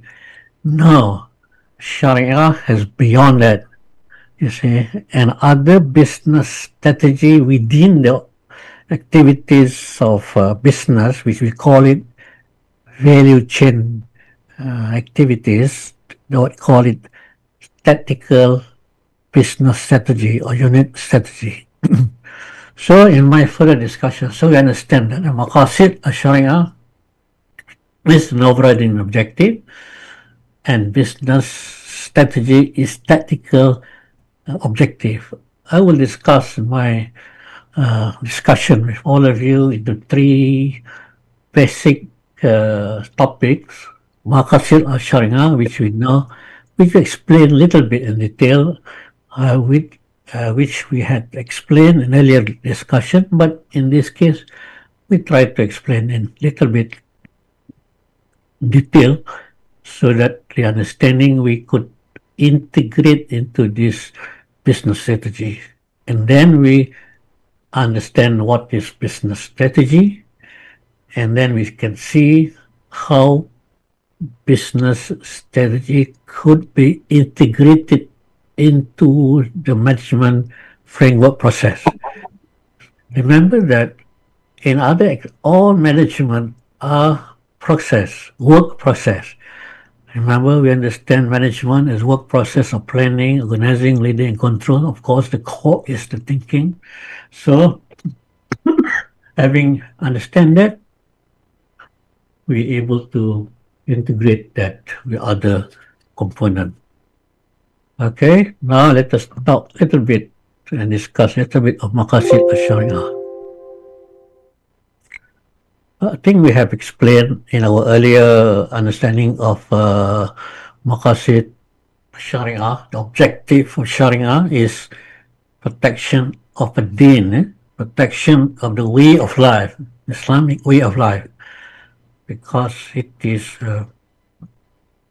rules and regulation which we formulated as what Allah mentioned in Surah Ma'idah verses 3 is perfected and completed, that is meant to protect a deen and to protect of life, and thirdly to protect our intelligence and protection human offspring and protection of wealth. All this regulation of Shariah rule regulation with the objective of these 5 objectives. Of course, this structure of words being set objective is being structured in this way. It's not written explicitly in the Quran as well as mentioned in the Sunnah, but this is being structured from the Quran and Sunnah and is structured in this way for easy understanding. So let us see how, before we go to see the history of Maqasid Al-Shariah, how the Muslim scholars established this objective back to the mind and our mind this Shariah. You can this Shariah here is relating to all these activities, the source from Quran. So the source of Quran, all human activities with this objective. So easy to understand. All activities must adhere to what this objective. Okay. The earliest consider of this Shariah, of course, the last scholars is Imam Shatibi, but I will give you the list of it later. And it is considered in the discipline addressing the gender objective Islamic law, the principles, and so on. So far, I may be wrong through my own earlier research that there is no mention Maqasid Al-Shariah as a strategy in management process. It's not mentioned specifically management process, because management process consisting of planning, organizing, leading, and controlling, you see. But it doesn't mention explicitly in this structure, because, as we know, we have trained to deviate or divide our knowledge between Shariah and real life. And Shariah, we are focusing on fiqh usuluddin, fiqh muamalah, fiqh ibadah, but not much mention on fiqh, other fiqh. We didn't mention indirectly. For example, you have to mention in earlier part, which I've read earlier books, when you talk of muamalah, they talk of the contract. Yes, that's right, the contract. but in total process of muamalah, it's not being mentioned, you see. Maybe because at that time the knowledge of management is not structured, even the management and knowledge is not being structured, many definition of management, but only the professional definition of management leading to planning, organizing, leading, and controlling, where I put element of thinking is only recently. Even strategic management is also a recent development. Okay, when we talk of this history of development of Maqasid Al-Shariah, okay, it is first developed or structured by Al-Tirmidhi Al-Hakim in year 908 CE or 206 Hijrah. These are the first. And also it's further developed mentioned by Al-Bakhi, Al-Kabir, Al-Mani, and so on. Because we are not talking about the historical perspective, we just talk about, just list out the development. And later on in the 5th century, it is being popularized and being more structured in that form of 5 set-objective by Imam Ghazali in year 1111 or 505 Hijrah, and also Al-Salim, as this is Salim in 120 CE. But the most popularly, Al-Ghazali structured in that 5, what I call linkages, structure of objective. And of course, today, there are many books written by Al-Shatibi, which is popularized Maqasid Al-Shariah in 1388 CC, year 1388, and it is being discussed in many textbooks on this structure discussed by Al-Shatibi. Yeah?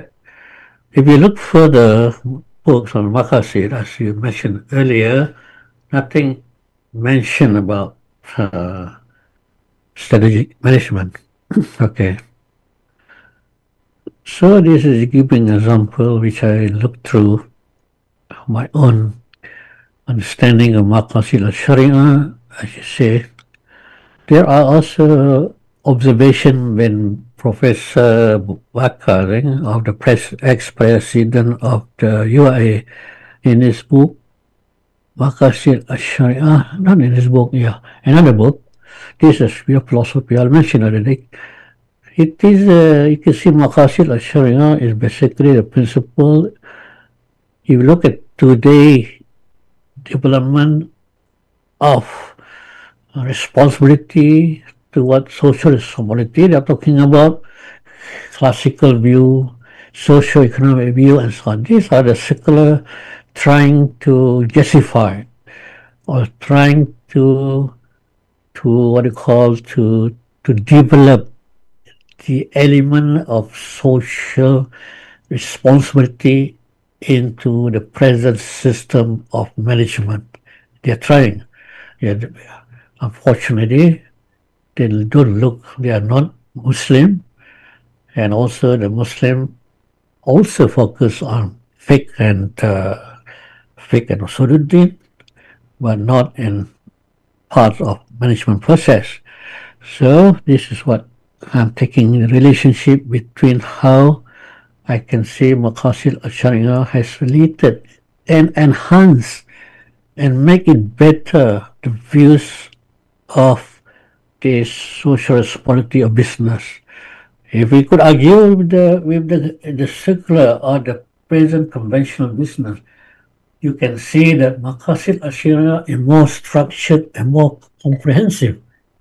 I remember in one seminar, we were talking about the green enterprise, the green business. Green business, we're talking about social responsibility, about the resources of utilization of resources, which should be green. Well, I'm going to say you are talking about the environment, green environment only. But look at the Shariah, Maqasid, objective. it covers everything. Not only in terms of resources, protection of wealth, but it's talking of protection of offspring, protection of intellect, protection of life, and protection of religion. You see, it's very comprehensive.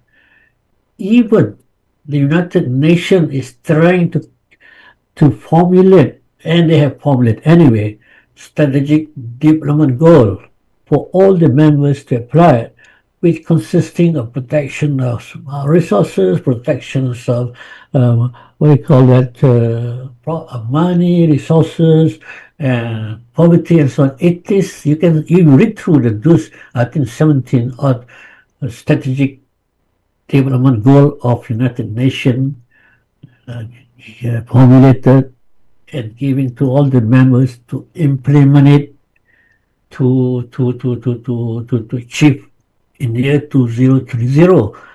I consider that as mixture, like a salad, mixture of here and there. It doesn't structure. Or in Malay, you call it rojak. Rojak means a mixture of everything, like salad, put something, some here and there. But Islam is structured. You can see that it's better, an ultimate objective. So this is what I'm trying to say here.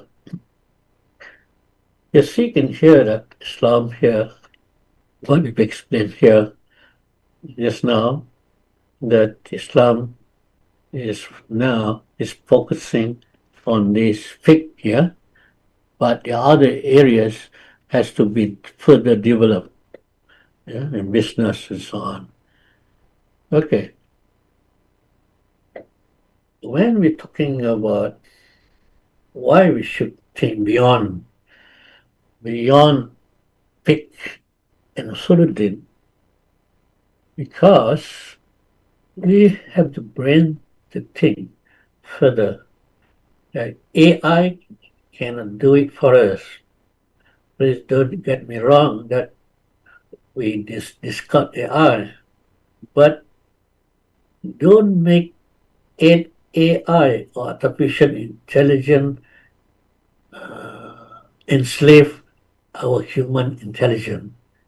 If AI enslave our human intelligence, what the MIT research show, that we'll be suffering from brain rot, which means brain rot is the most common term being used in year 2024 by the Oxford Press, Oxford Dictionary Research, mean to say that we shrink our brain. Our brain become lazy. Our brain become less focused. Our brain become less creative to new things. So in Islam, the brain will now becoming lazy to implement the principle, rules, and regulation, which has a lot to be implemented in the Quran. So we just memorize it, easy, memorize it, but we're not much thinking to implement what we've been memorized, the Quran. So, Quran, Allah mentioned in Surah 8:22. You can see that in the eyes of Allah, you can see here. Yeah, in the eyes of Allah, those who do not use their brain to think are worst living creatures on earth. So don't make our brain lazy of thinking just because we always have AI to refer. Okay? This is important. What I mentioned here repeatedly because it related to the creation of Maqasid and Al-Shariah into real life. And as a person here, okay, sorry to put my pictures here because I'll be talking to my staff. So I always mention that when you become managers, you should your brain to think. أَفَلَا تَتَفَكَّرُونَ أَفَلَا تَأْخِلُونَ. Look around us. You will see that Allah make a pressure in the Quran. At the end of the ayah, they say, أَفَلَا تَتَفَكَّرُونَ. Have you ever used to think? أَفَلَا تَأْخِلُونَ. Have you ever used a brain to think? when you're leaders here, you most of the time you used to think and then let others beyond you to develop the skill of implementing what your ideas, you see. So that today uh, leadership, what I can see, you respect that the leaders are taking the job of the managers, less thinking. That is why many of the rules and regulations being created is not having vision. And you can see the present today, not what have happened to the world with this new tax and tariff. You introduce it, you withdraw it, and so on. It's all without much thinking. I see. See, due respect for the present leaders, and Islam advocating the importance of thinking. We don't use our brain to think. In the eyes of God, we are the worst living creatures in this world. Okay, this is important of thinking in Sharia as well. Okay, I just mentioned that. We need to translate to think Maqasid Sharia beyond the usage in fiqh and Suluddin. It is being observed as mentioned by Professor Bakar in his book Mind of Sharia. You read that book, they mention little thing that those people, Sharia, you respect, the focus on this aspect of faith, Muhammad, faith, ibadat, faith, lewat kahad, and so on. Islamic usage is not go beyond that. Okay, we have to improve on that. Okay, now you understand what is happening in Sharia. Now let's go another 20 minutes of it to understand business strategy. So our topic is talking about application of Maqasid al-Sharia and business strategy.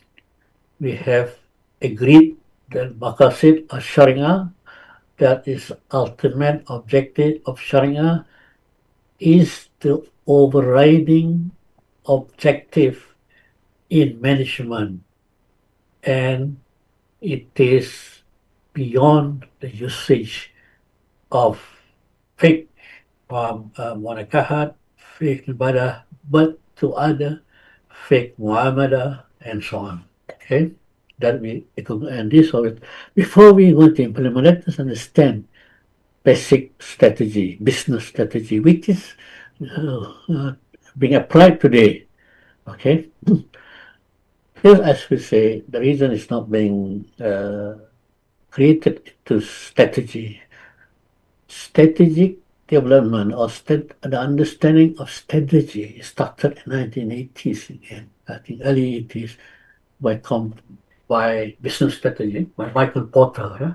Of course, in war there are strategy, they call tactical strategy.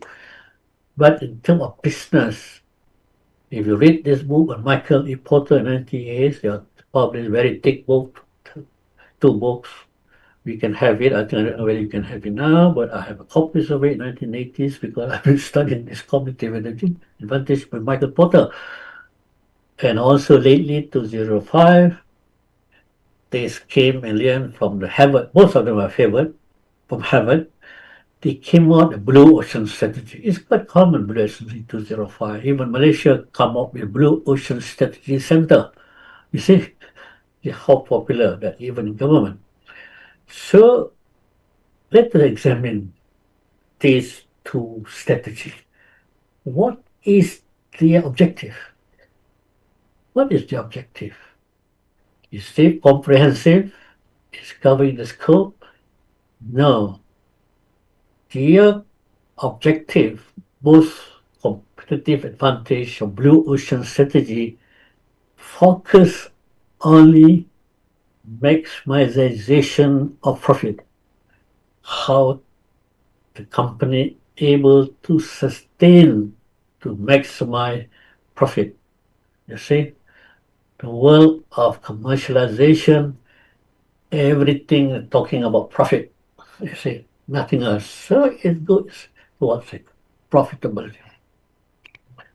But anyway, when studied this thing, because my field of background is very specific on this, when I have interest in Islam through my book, then came out this book when I was teaching in Islam, that is before was called Insania in Kedah, Sri Sultan Abdul Hamid. Now, yeah, so it came up the Islamic management.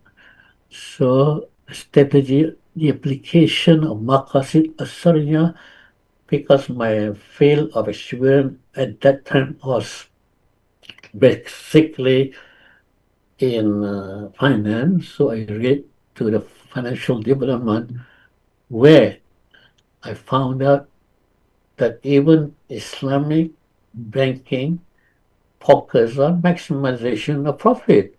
Nothing explicitly mentioned about strategy, Maqasid strategy. It is only relating to in compliance with non-riba. And there are many other areas that to be developed. You can see that even non-Muslim company, which I don't want to mention, which I once worked with, it is, they call it, say, Islamic XX Bank. So Islamic Ching Bank. Ching Bank would be Chinese name. But the operational of it inside the environment of those banking, they don't have Islamic principle. The way code of ethics, the way of dressing, the facilities that they are not Islamic, they just in compliance with non-interest. Which this is important because the Maqasid Al-Shariah ultimate objective is not being implanted in their overriding objective. Okay. So this is what I have written some books on it. I also written another book now in the state of compiling, finalized. It will be translated in English and Malay. The name is Understanding Maqasid Al-Shariah, application of Maqasid Al-Shariah in management. Okay.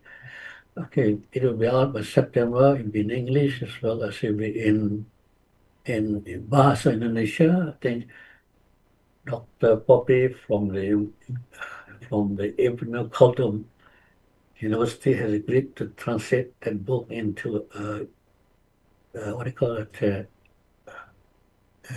Into Bahasa Indonesia. Okay, let us back to this cognitive advantage. You can see Michael put nothing. It's talking about making money. Either you have no cost leadership, less cost, focus in the production, different into it, different focus. For example, simple example for you to understand. It's important for you to understand why I mentioned it. Don't worry. Just mention Michael Porter to understand. Even you are Shariah graduate, I was teaching the one group of imam. They're talking about this. And to other people, I mean, they know something about business strategy. Look at this. For example, the car Malaysian Proto. They are cost leadership, try to be cheaper, and then broad, they produce so many cars, big car, small car, but cheaper. But Prodo, another second company, they try to focus on a small car, economic car, this Prodo. Narrow, low price car. Different than that of Mercedes. They produce so many cars, yeah? Expensive car. They're different from people than this. They are expensive. And they also, the other area, for example, focus strategy is Ferrari, Porsche. They produce a sport car, Ferrari, warranty, and so on. They are focused. Basically, they try to different, expensive, and make money, of course. So these are the basic understanding of this competitive advantage by Porter. Yeah, simple, very simple. Produce something cheaper, produce something focused cheaper, than something different, which is expensive. Why is different? This because of the different strategy. They make money, extra money, even though they produce less. As the component producer, the number of units produced higher, but because of no cost, they also make money. Here produce little, but differently to others, they make money. Okay, this money advantage. Okay, back to now the most what do you call understanding of today is blue ocean strategy. Do not get understand when we talk blue ocean strategy. Very simple. This Professor Ken and this from University of Harvard University, they just say that do something where people don't do, so there's no competitive. You see, for example, in the car industry, look at Telestar, look at others. They first introduce something, your electric car, they are getting ahead. The other competitors become irrelevant. Okay? This is important. So you make fast money. It is you create a new space. But when others start following, you can see that when blue ocean, when others start following, you're putting into red ocean strategy now, which you can discuss further or you can read further on this. But basically, what it means that when you started do something new, you are everything competitive. You can make better money. You other competitors are irrelevant. But in times come, they become red because everybody coming to compete with you. Okay, let us example. Okay, see. This, as mentioned earlier, in the car industry, yeah. A blue ocean strategy game, they introduce electric car. Yeah? Electric car. After that, they introduce hybrid, hydrogen. Now, people are using hydrogen vehicle. Now, lately, if you read through the development of the car, Toyota is producing water fuel vehicle. You just take any water, put into the engine, you can run. No need fuel anymore. You see, this is what they're trying to do to be competitive. Why they try to be competitive? They try to make different from others and the first to introduce thing to make money as quickly as possible.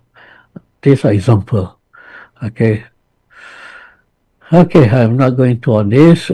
Conventional efficiency, Porter, and then everything what I mentioned here is summarized here. They are talking about making money, financial performance, you see? Financial performance. Okay. So you understand. Summarize the two business strategy. There are so many strategy, of course. We're talking about development strategies, life cycle strategy. But just I highlighted to you the most important strategy, that is competitive strategy and blue ocean strategy, which is commonly being discussed and commonly being developed. If you are non-strategy, what do you call that, field of understanding, is very simple for discussion. Competitive, all this strategy is basically is to see the financial performance, maximization of profits. You could mention competitive advantage strategy. We can mention Porter. We can see blue ocean strategy by Kim and this one, another guy, both of Harvard. You say Kim and Megaber. This lady Kim is from Korea and Porter. Yeah. So these are two. So when they mention business strategy only meant to make money off the thing, yeah, there's no guidance from God. That is why what is happening today in terms of business, they make money without taking consideration of human life, economic life, resources, and so on. They're just making money. For example, if you realize that according to the United Nations report 2012, I'm not having here, I just recall from my mind, that according to the United Nations report, alcoholism, illicit alcohol, kills one person every 10 seconds. You can imagine the business in alcoholism produce alcohol for consumption. Kill one person every 10 seconds. 1, 2, 3, 7, 10. One person die all over the world. That is study of 012. Not the situation at 2025. Maybe one person die of every 1 second. You can imagine alcohol, which is forbidden from the Quran. They don't care. You see, in terms of business strategy, as long as they make money. And then yet, we want to encourage alcoholism. We want to have alcohol. We don't want to curb alcohol. United Nations begging its members, please curb the use of alcohol in consumption, in human consumption, in drinking. But they don't care because profit, because the main profit, the retailing, the what you call the pubs, the manufacturing, and so on.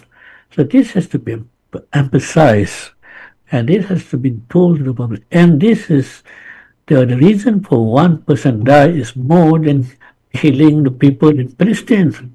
One person die in every 1 second. Can you imagine that? You just talk like this, one person die somewhere.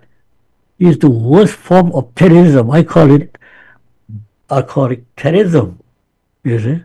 And yet we want to encourage this sort of business to make money. They make money of that as well. Every second. Trillion US dollars industry. It's trillion, not billion, trillion US dollars a year. You see? Yeah, I don't understand. This is what business strategy is all about. Business is all about. Okay.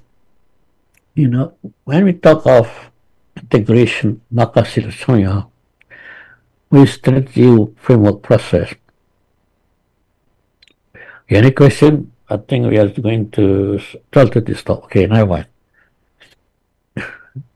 When we talk of Islamization, integration, it was first mooted Najib al-Attah's Islamization of knowledge.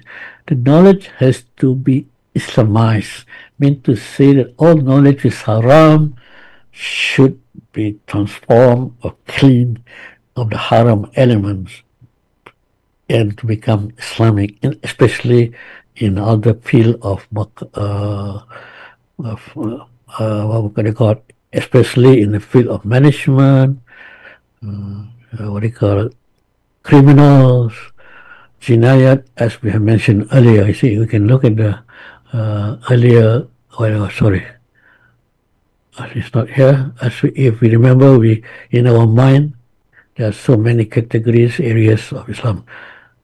It was more in 1978. Later, Muhammad Kamal Hassan also talked of Islamicization. The word term has little bit changed, but when I study both, they meant the same.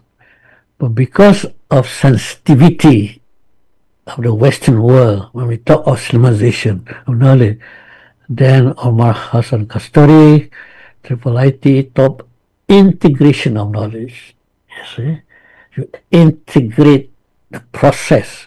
When we talk integration, process of work.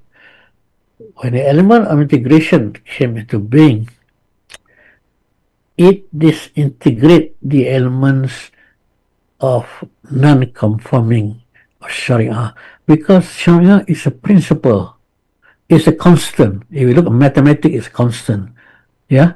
And then other work process element is a variable, so we integrate the Sharia will not change. It is constant. It's wahyu from Allah. But the other man-made is the deleting or purifying other element of non-Islamic. So the what it means integrating here. So this what basically is the same, but the term is being used. So now come to strategy. When we talk of strategy, formulation of strategy, you look into the book, there's so many elements of strategic process theory.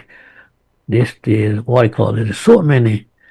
But do not worry about this, they are just theoretical. Just look into this one. Strategic management process, framework theory is a process.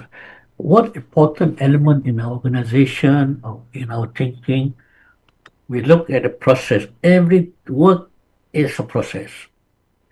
What it is a process, it can be easily understood, and then Sharia could be easily implanted into it. Okay. Now we take one process. If people talk about to you the so many strategic theory, you can say it's a theory. But one element, management, strategic management process is a process, framework that able to be integrated with Maqasid Al-Shariah. So here, this is the process of formulating a strategy. It's very simple, I just tell you. It's just looking into the external environment, looking into internal environment, formulate the strategy, long-term strategy, and so on. It's very simple. You see, look around, what is outside your house, look inside your house, then formulate a strategy of your own family. The same in organization, look at external force, internal force, look at all of these things, then establish the long-term process. This is what simple framework of making strategy. Okay. You understand this? Look at this.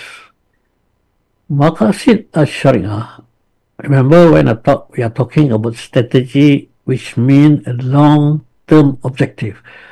Maqasid Al-Shariah is the long-term objective, a set of long-term objective of applying Sharia, which is way of life according to the Quran and Sunnah. So you understand this?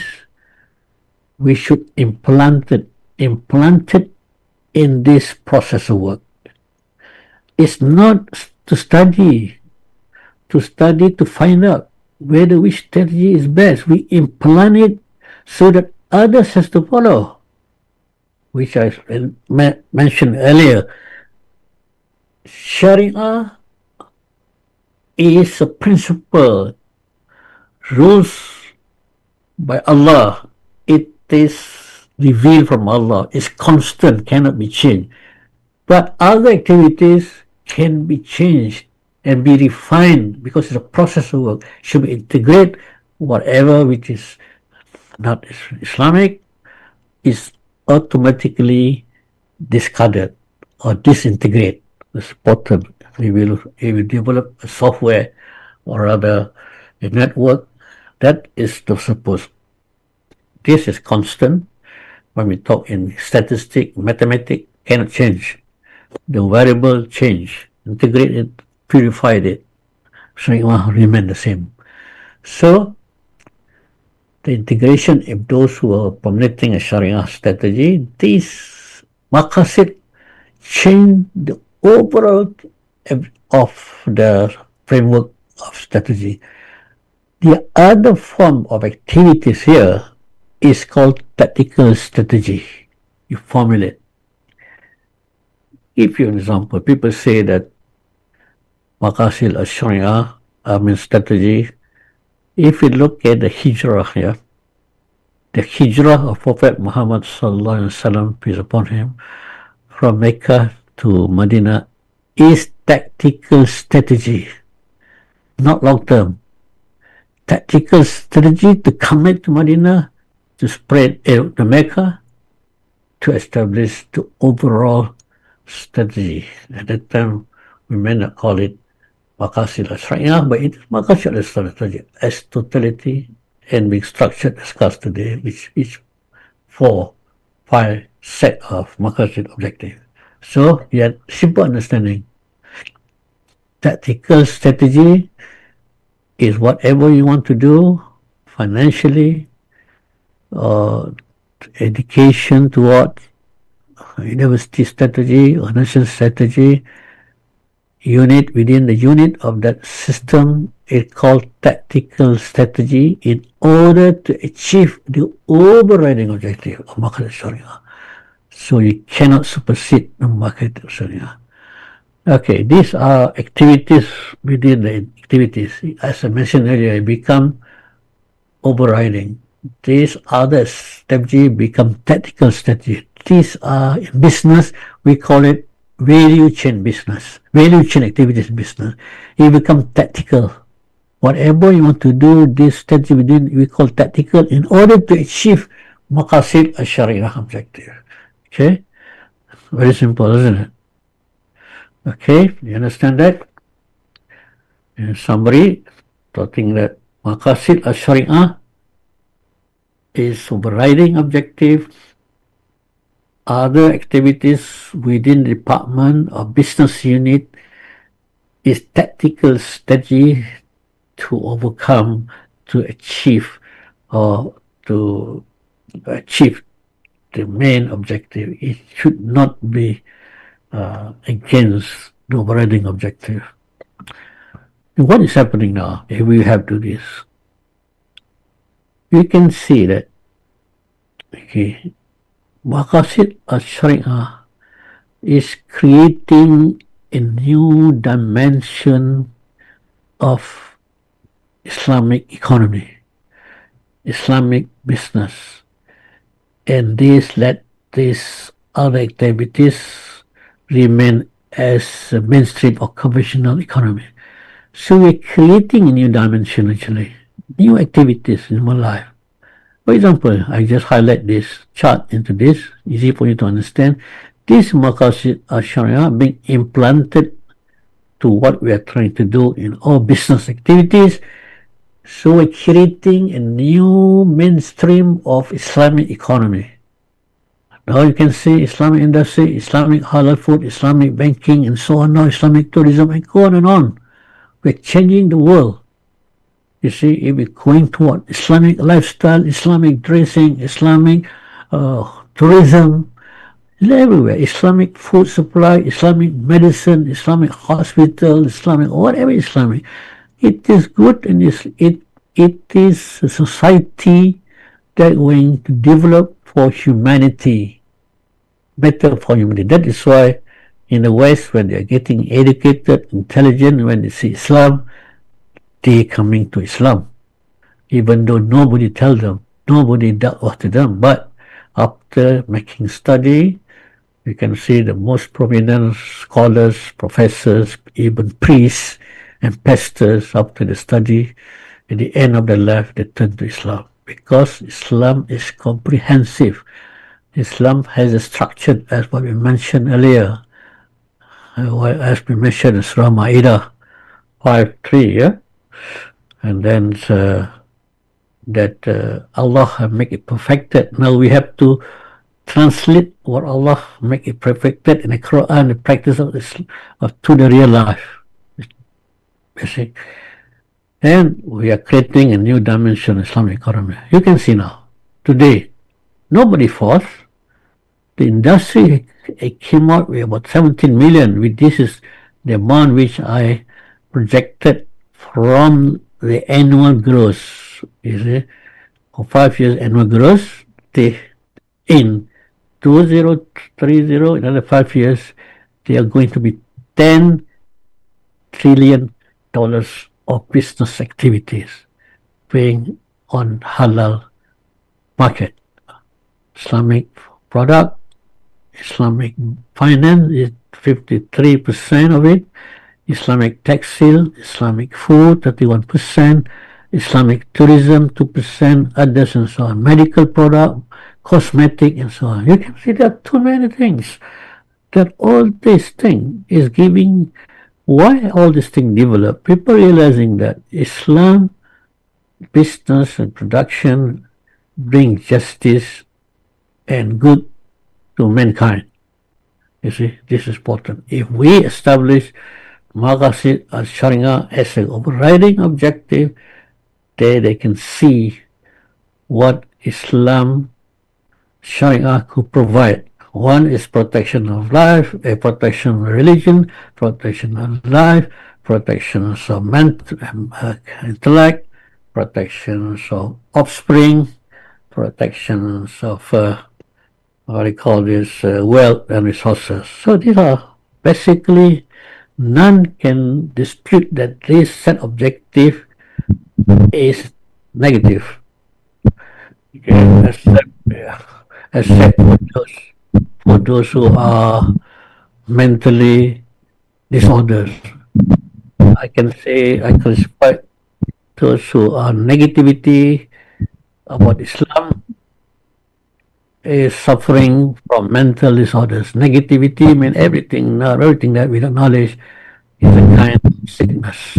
Okay. So let us look at future outlook. Think the future outlook. What going to be? Okay? We're going to circle around. Future outlook, as we mentioned, summarize this thing, creating a new mainstream Islamic economy. Maqasid Al-Shariah strategy, empowering Muslim. You see, empowering Muslim entrepreneurs to create this sort of thing. You see? And this has to be worked together. It has to be integrated from Shariah knowledge, secular knowledge, Shariah revealed knowledge, and then secular work process. We have to integrate it, to change it. Knowledge without action is useless. Action without knowledge is futile. So there must integration in Sharia. Okay, this thing. Okay, that's all for us. Maybe we can discuss this issue. Okay, just to summarize to you, just giving a summary for us to conclude.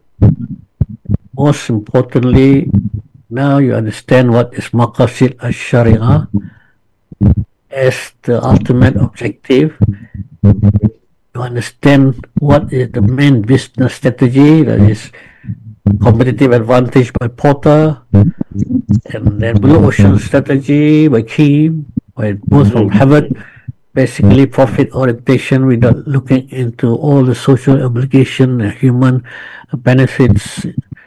So integrate showing off with principles that can provide betterment, protection of humanity, protection of religion, protection of resources, protection of mind, intellect, and protection of offspring. And also, you understand that Maqasid Al-Shariah as individual, as organization, as entrepreneurs, you can create a new mainstream of new economy which can be implemented. You see, you can see, and it is the future of humanity. And people are looking toward this. United Nations and the SDA. Now I think the Japanese government trying to lead the other, what do you call that? Humanity, what do you call it? Society 5. Everybody is looking at it. But we have the solution, but we are not presenting it to mankind. Maqasid Al-Shariah. Okay, thank you very much. Open to discussion. We have now 12 o'clock. Maybe we can, the moderator can open another 15 minutes or 5 minutes for discussion. Thank you. Yes, Professor Jamal Osman, is there anything you want to add?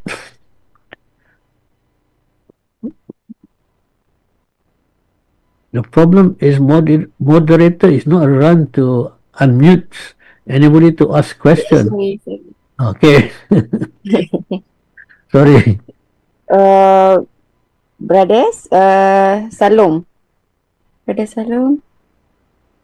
You can unmute yourself, brother. Yes, Yeah, Brother Salum. yes. Yes, please. Assalamu alaikum warahmatullahi. Walaikum salam. Salum speaking from Yeah. Tanzania. Thank you very much, Doctor, for this very insightful lecture on Islamization of our businesses.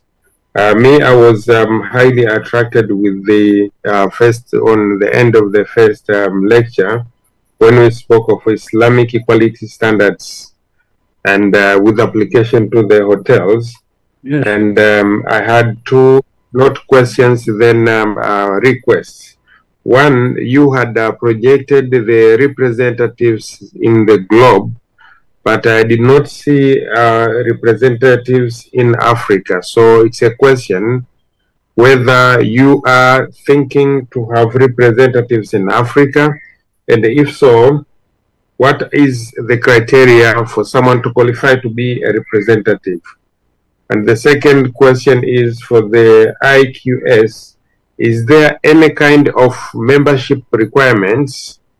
If not, then how does one get access to the standards that can be applied? As you said, the same can be applied in hotel, in the banking industry, or any other family business. I will be interested to have these Islamic quality standards. Please guide. Yes. Okay, thank you, Brother Salum, for your interest and focus your interest applied IQS in Africa. And it is indeed there's good ideas for further action. On our part, we can provide you the standard free of charge. We can give you advice free of charge. You can use this standard to become Islamic quality standard in Africa, in hotel industry. It doesn't matter because the standard has to be refined further in accordance to the local environment and local sensitivity in Africa. So we encourage for those who want to start it, the center by itself. We don't have to. You don't be a members at all. It's just like the formulation of halal system, halal food system in other country, that Malaysian halal foundation or halal organization helps. But in this case, IQS don't have that what you call the manpower. We have only the ideas and the structure we formulated. If you are interested, it's very good. You can start by yourself.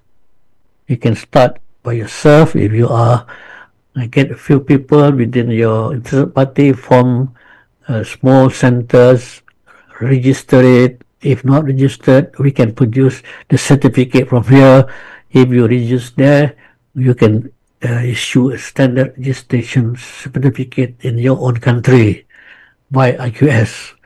So please contact me or contact IIIT through Brother Jamil, Professor Jamil. We are happy. I'm very happy to send you a copy of the IQS standard to you in both hard and soft copy. And I can give you the advice how the center in Africa could be created as a regional center. You can start it. Start with it. It doesn't mean you've success or failure, but started, you are putting a seed to it grow. You see, the seed will grow, inshallah. Okay. Thank you, Brother Solomon. If you want, please contact me, I can send you in terms of the standard, and I can give you free advice. I can give books. Yeah. Thank you. Thank you very much, inshallah. Brother Salom, you can WhatsApp so that you can get his number. We will put his number here. Okay, and also, Doctor, we have many questions in the chat box here from, I think, from Dewan Toro. I think I call his name correctly. His question is how to implement the Maqasid Al-Shariah strategy in business that is easy for the stakeholder to understand so that they are willing to carry about their business activities. Number one question. Number two, what is the first thing to do? Number two is what? Sorry. What is the first thing to do? And maybe he's want to ask how to implement the Maqasid Al-Shariah, and what is the first thing to do to apply? Well, as we know that, as you know that, you as an individual, as we discussed earlier, first you must understand the framework of regional definition, understanding of Sharia, which is comprehensive, as you know, have been mentioned earlier. And then you must know what is management. Okay?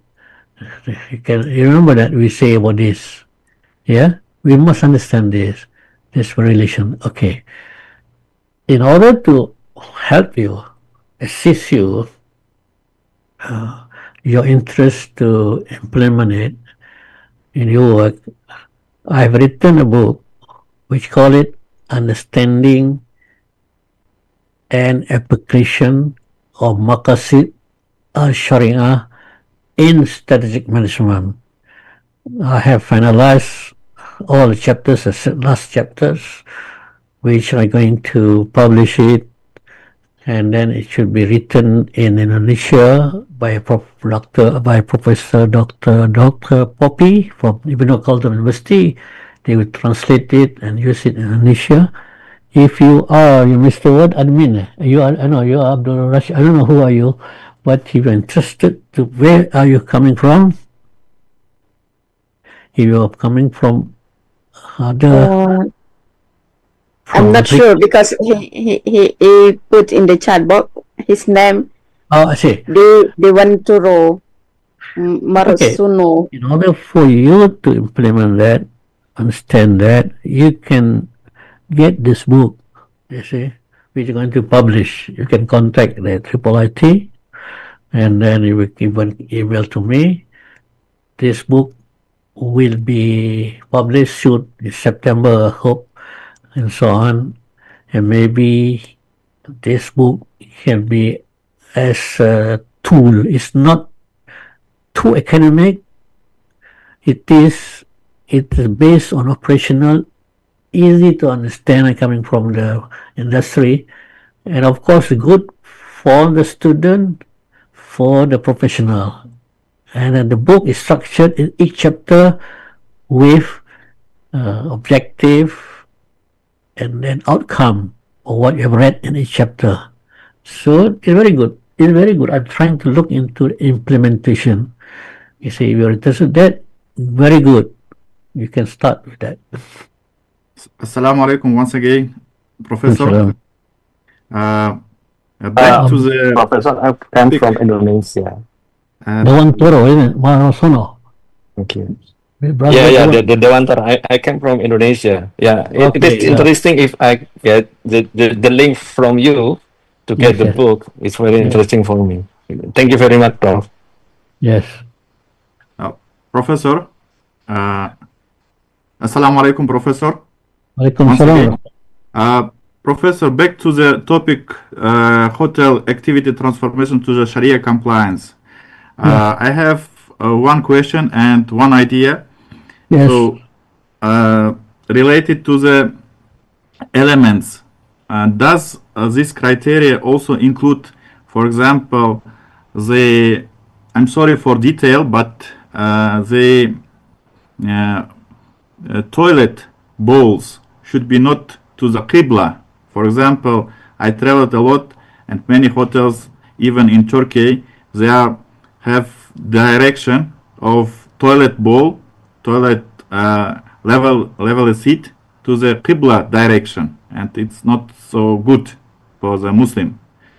And I think this criteria should be included to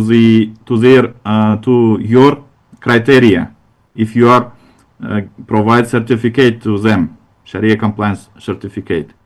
And other thing, what I would like to ask, in your point of view, what of shortcomings has ESG concept, ESG principles? Nowadays, United Nations, they are trying to implement in the finance industry ESG principles. And from your point of view, what of shortcomings has this concept or these principles? Thank you.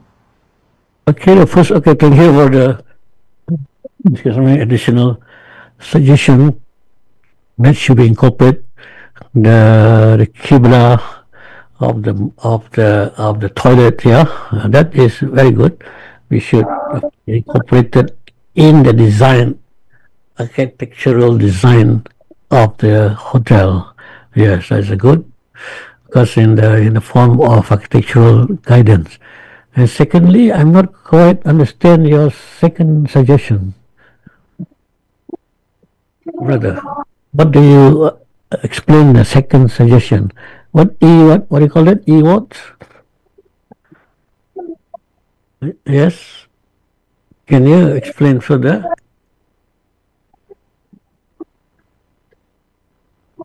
Brother, forgot his name just now. You just raise up your hand again. Sorry. Okay. You can unmute yourself, brother. Nowadays, in Islamic finance, Professor, nowadays in Islamic finance, the United Nations, so globally, they implement ESG concept, environment, social governance principles. Yeah, okay. Maybe you have heard about these principles. If not, there is no issue, but they're trying to be polite to the environmental, to the social, and to have some responsibility to the social, to the people and governance. And if I think you have not heard about these principles, so maybe I will not ask this question, because nowadays there is a trend in Islamic finance. They are also trying to implement these principles, ESG principles. ESG. Yes. Basically, I didn't go through the ESG, but I go through the SG, strategic, what do you call, development goal, yeah, SDG, which I think consisting of the environment, consisting everything set there. When they have tried to implement it to achieve it 2030, which is consisting of zero poverty and so on. So they have that, and I said not fortunately, I said unfortunately, the Muslim world take it as everything and swallow everything. We're not putting into Islamic perspective. For example, due respect or IC is a thing inactive in a sense, rather than UN. You can see UN for many years established so many rules and regulations. Yeah, like humanity, like the international court and so on, but all are ineffective. It's a showcase.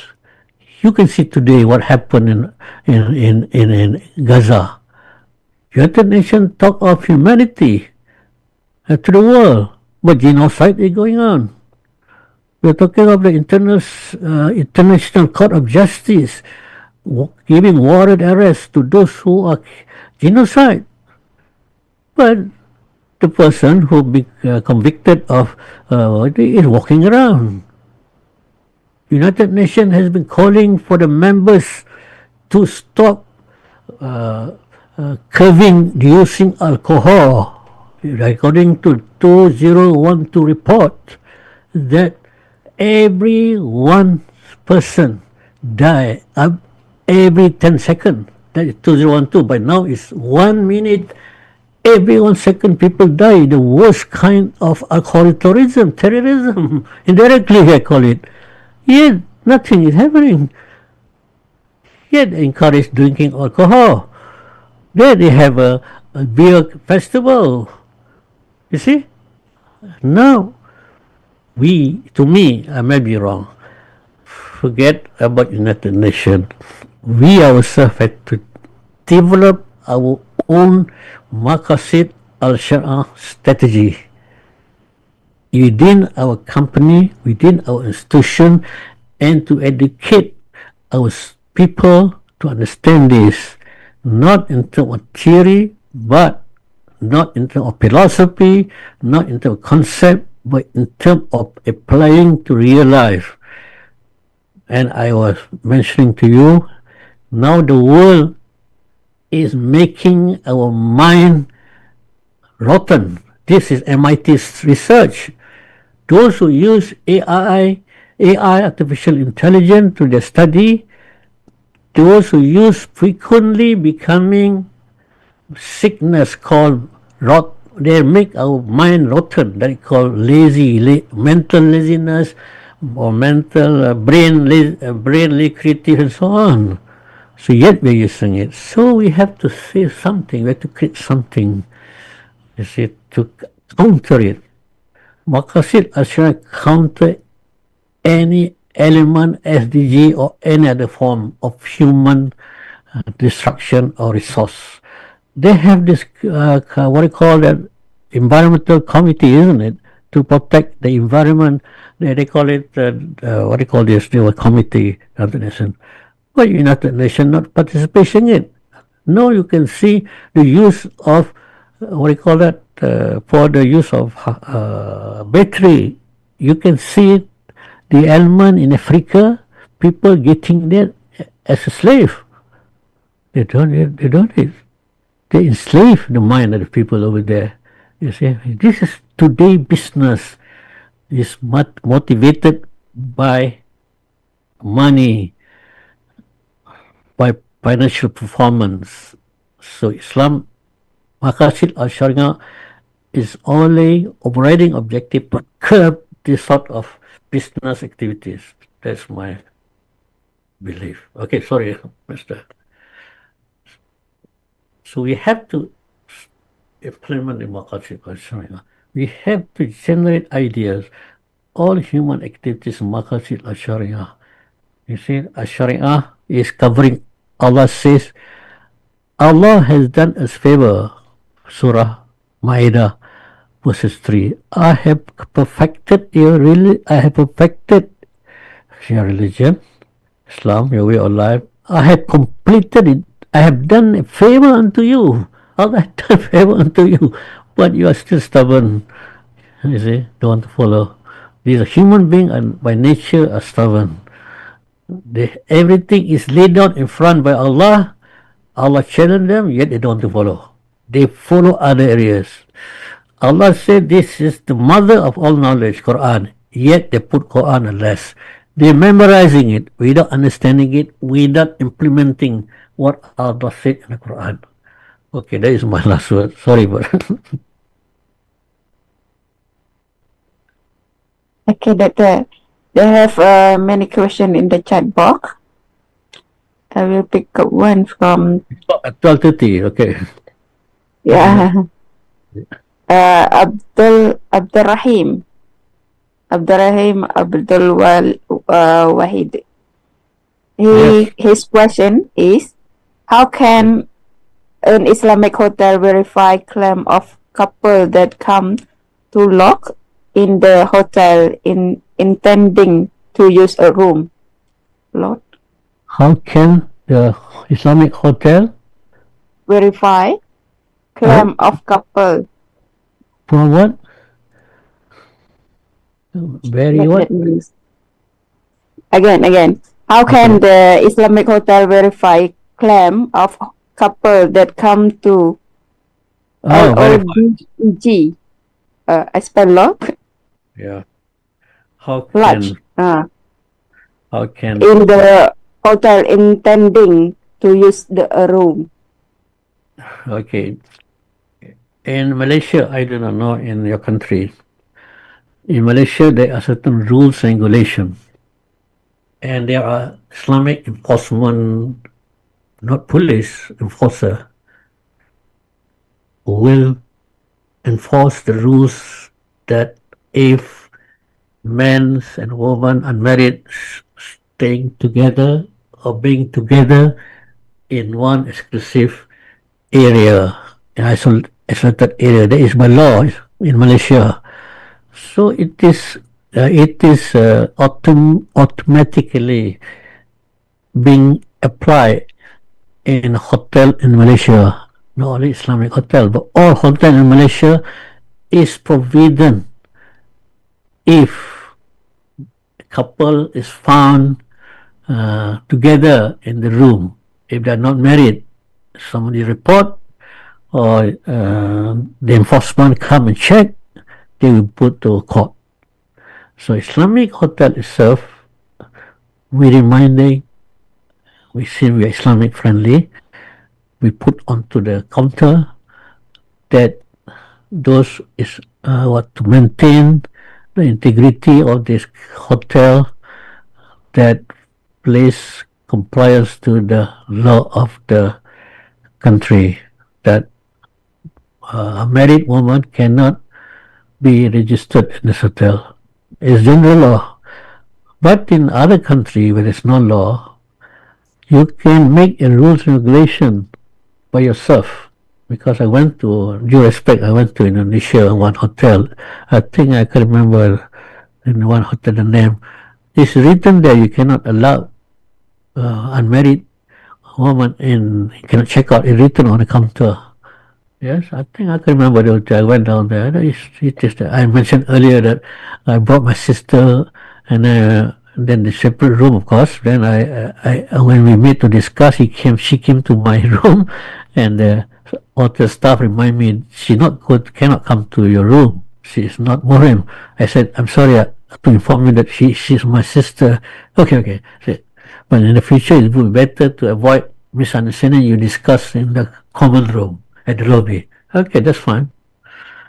So you can do many ways, For example, yeah. In certain country, especially European country, they cannot, or they don't allow certain rules that a swimming pool being separated, you see, from man and woman. We can just put a different word. This is exclusive place, swimming pool for women and their underage children. These are exclusive for men. We can do that as a rule. Nobody extra, we don't segregate, we just exclusive. If you look at Malaysia, for example, some parking area that written there in pink, men for exclusive for women. You see the train now, even LRT, metro, you can see the certain compartment or certain compartment of the train is written, this is exclusive for women. Yes, the men cannot enter. So exclusivity, not segregation. Even the public transport. You can see, you go to Kuala Lumpur, some train, light train transit or MRT. There is pink, yellow, and pink picture woman. That is meant for woman. You go to shopping mall, the car park is meant for woman. Nobody protests. We just said it's strictly for women. And we educate the people not to park there. This is exclusivity. Okay. Only change the term, yeah, Prof. Exclusivity, respect for women, not segregation. Just like the VIP, why they have some exclusivity and privilege. So VIP, why not we make woman as a VIP? In Islam, woman is a VIP for us. Okay. Yeah, thank you very much, mashallah. Is there any question? I think in the chat box. Any question? Is 2 minutes? Yeah, another 2 minutes. They don't have any question, but only I think his suggestion or his idea only. They want to believe all UN program may not be suitable to all countries. I think his idea only. Not suitable? He said, I want to believe all UN programs may not be suitable to all countries. This is very suitable for all countries. And we are very not suitable. This is the suitable for all country, even in non-Muslim country. For example, Shariah financial system is being adopted by non-Muslim country. Even in Kenya is 99% Christian. They are turning their banking system to Islamic system. So all Islamic system is suitable to all country. Yes. Now, for example, Islamic quality standard is trying to go into Japan and Korea. They're going to imply it. So it's possible, isn't it? So in conclusion, that Islam means peace and suitable for mankind. Islam is humanistic society for all mankind. Other system has failed. Communism, socialism, secularism, liberalism, and all sorts of ism which they're going to create. There's another one is Society 5, which I was asked to give lectures to Japan. They're going to create Society 5, which is highly artificial intelligent. They also will try to produce Maqasid Al-Shariah, and they found it very welcoming. So, as a Muslim, we tell the truth to the non-Muslim, and for non-Muslim, they understand it, they will love to apply Islamic system in their country. Thank you. Assalamu alaikum. Salam. Can you hear me, Doctor? Yes, I can hear you. Okay, assalamu alaikum. Thank you very much for this presentation and all the knowledge you shared today with us. Just a question. I'm just concerning because the other presenter in the previous session mentioned that in Malaysia or many parts of the world, some companies are actually implementing Islamic business. But in terms of communication, like in Malaysia, where is a multicultural society, maybe they do not focus regarding the communication of what they are doing. And my question is, as we know in economics, demand is important, and actually the final thing is to have an impact in the consumer. So my question is, how can we increase awareness of the consumer regarding the importance of consuming Islamic products to save actually the humanity, because we know that probably some other how can I call them, those who are owning the world in terms of finance and business have a plan which is not, I mean, suitable or compliant with what we learned today about the Maqasid of Sharia.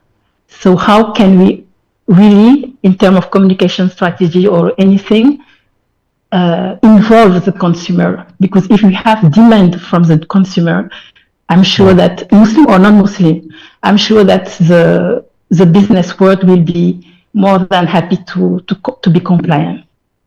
Thank you. Okay, thank you. Yes, Miss Awa, isn't it? Awa, Sister Awa. Yeah. Yes, So, yes. always putting up her hands 3 times. Yes, it was difficult. Yes, some technical problems. Yeah. Yeah, I think that is very good question you ask. How to make customer or consumer, especially in non-Muslim country, to understand Maqasid Al-Shariah, is it? Yes. Actually, we, in the past, I think, we are not projecting Maqasid Al-Shariah as a business or other management strategy. As what I had mentioned just now, Maqasid Al-Shariah is focused on the fiqh and usul-ud-din, you see, during the scope of Islamic jurisdiction, Islamic courts in that field, but not much. If you look at the management, there's nothing mentioned about Maqasid Al-Shariah. I look at business, nothing talking about Maqasid Al-Shariah. Okay. If you look at the situation of Sharia compliant, just said Sharia compliant. Sharia compliant has been accepted in worldwide, even non-Muslim country.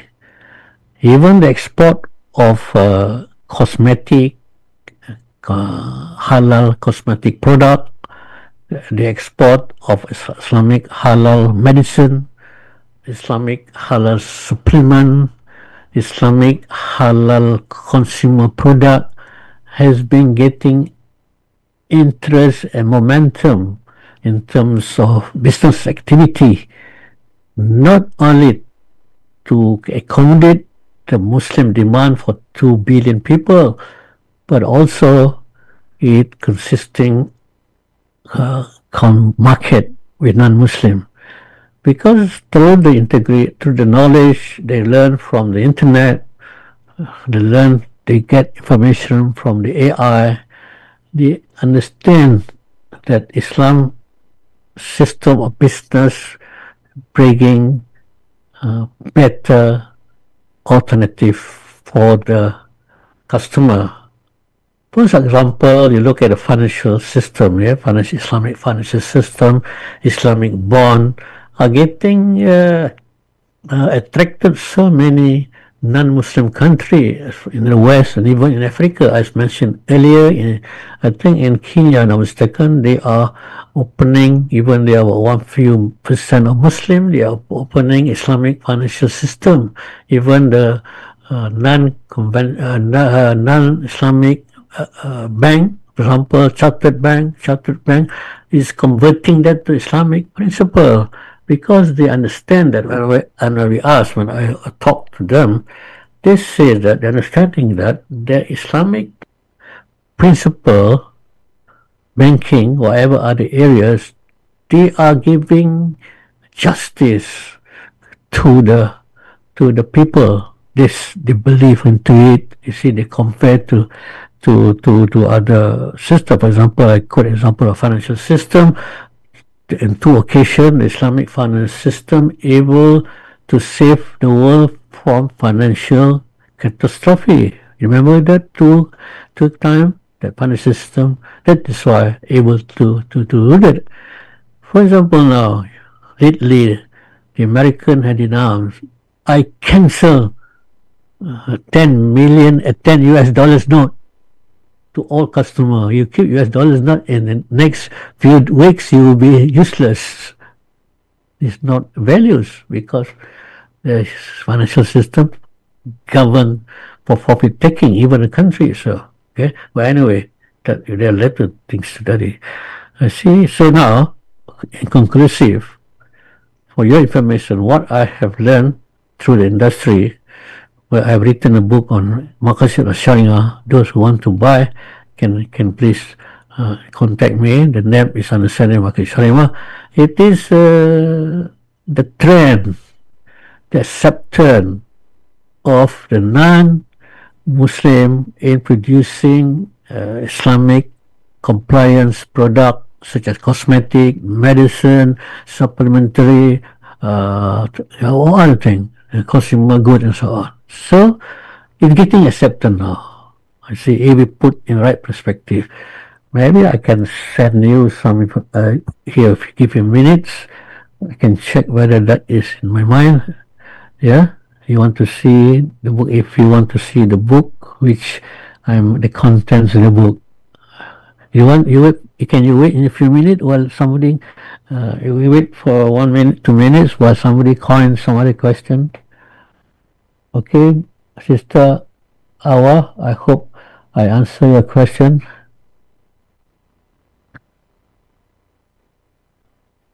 Yeah, Sister Hawa. Oh, you cannot unmute again. You have to raise up your hand again if you already unmuted.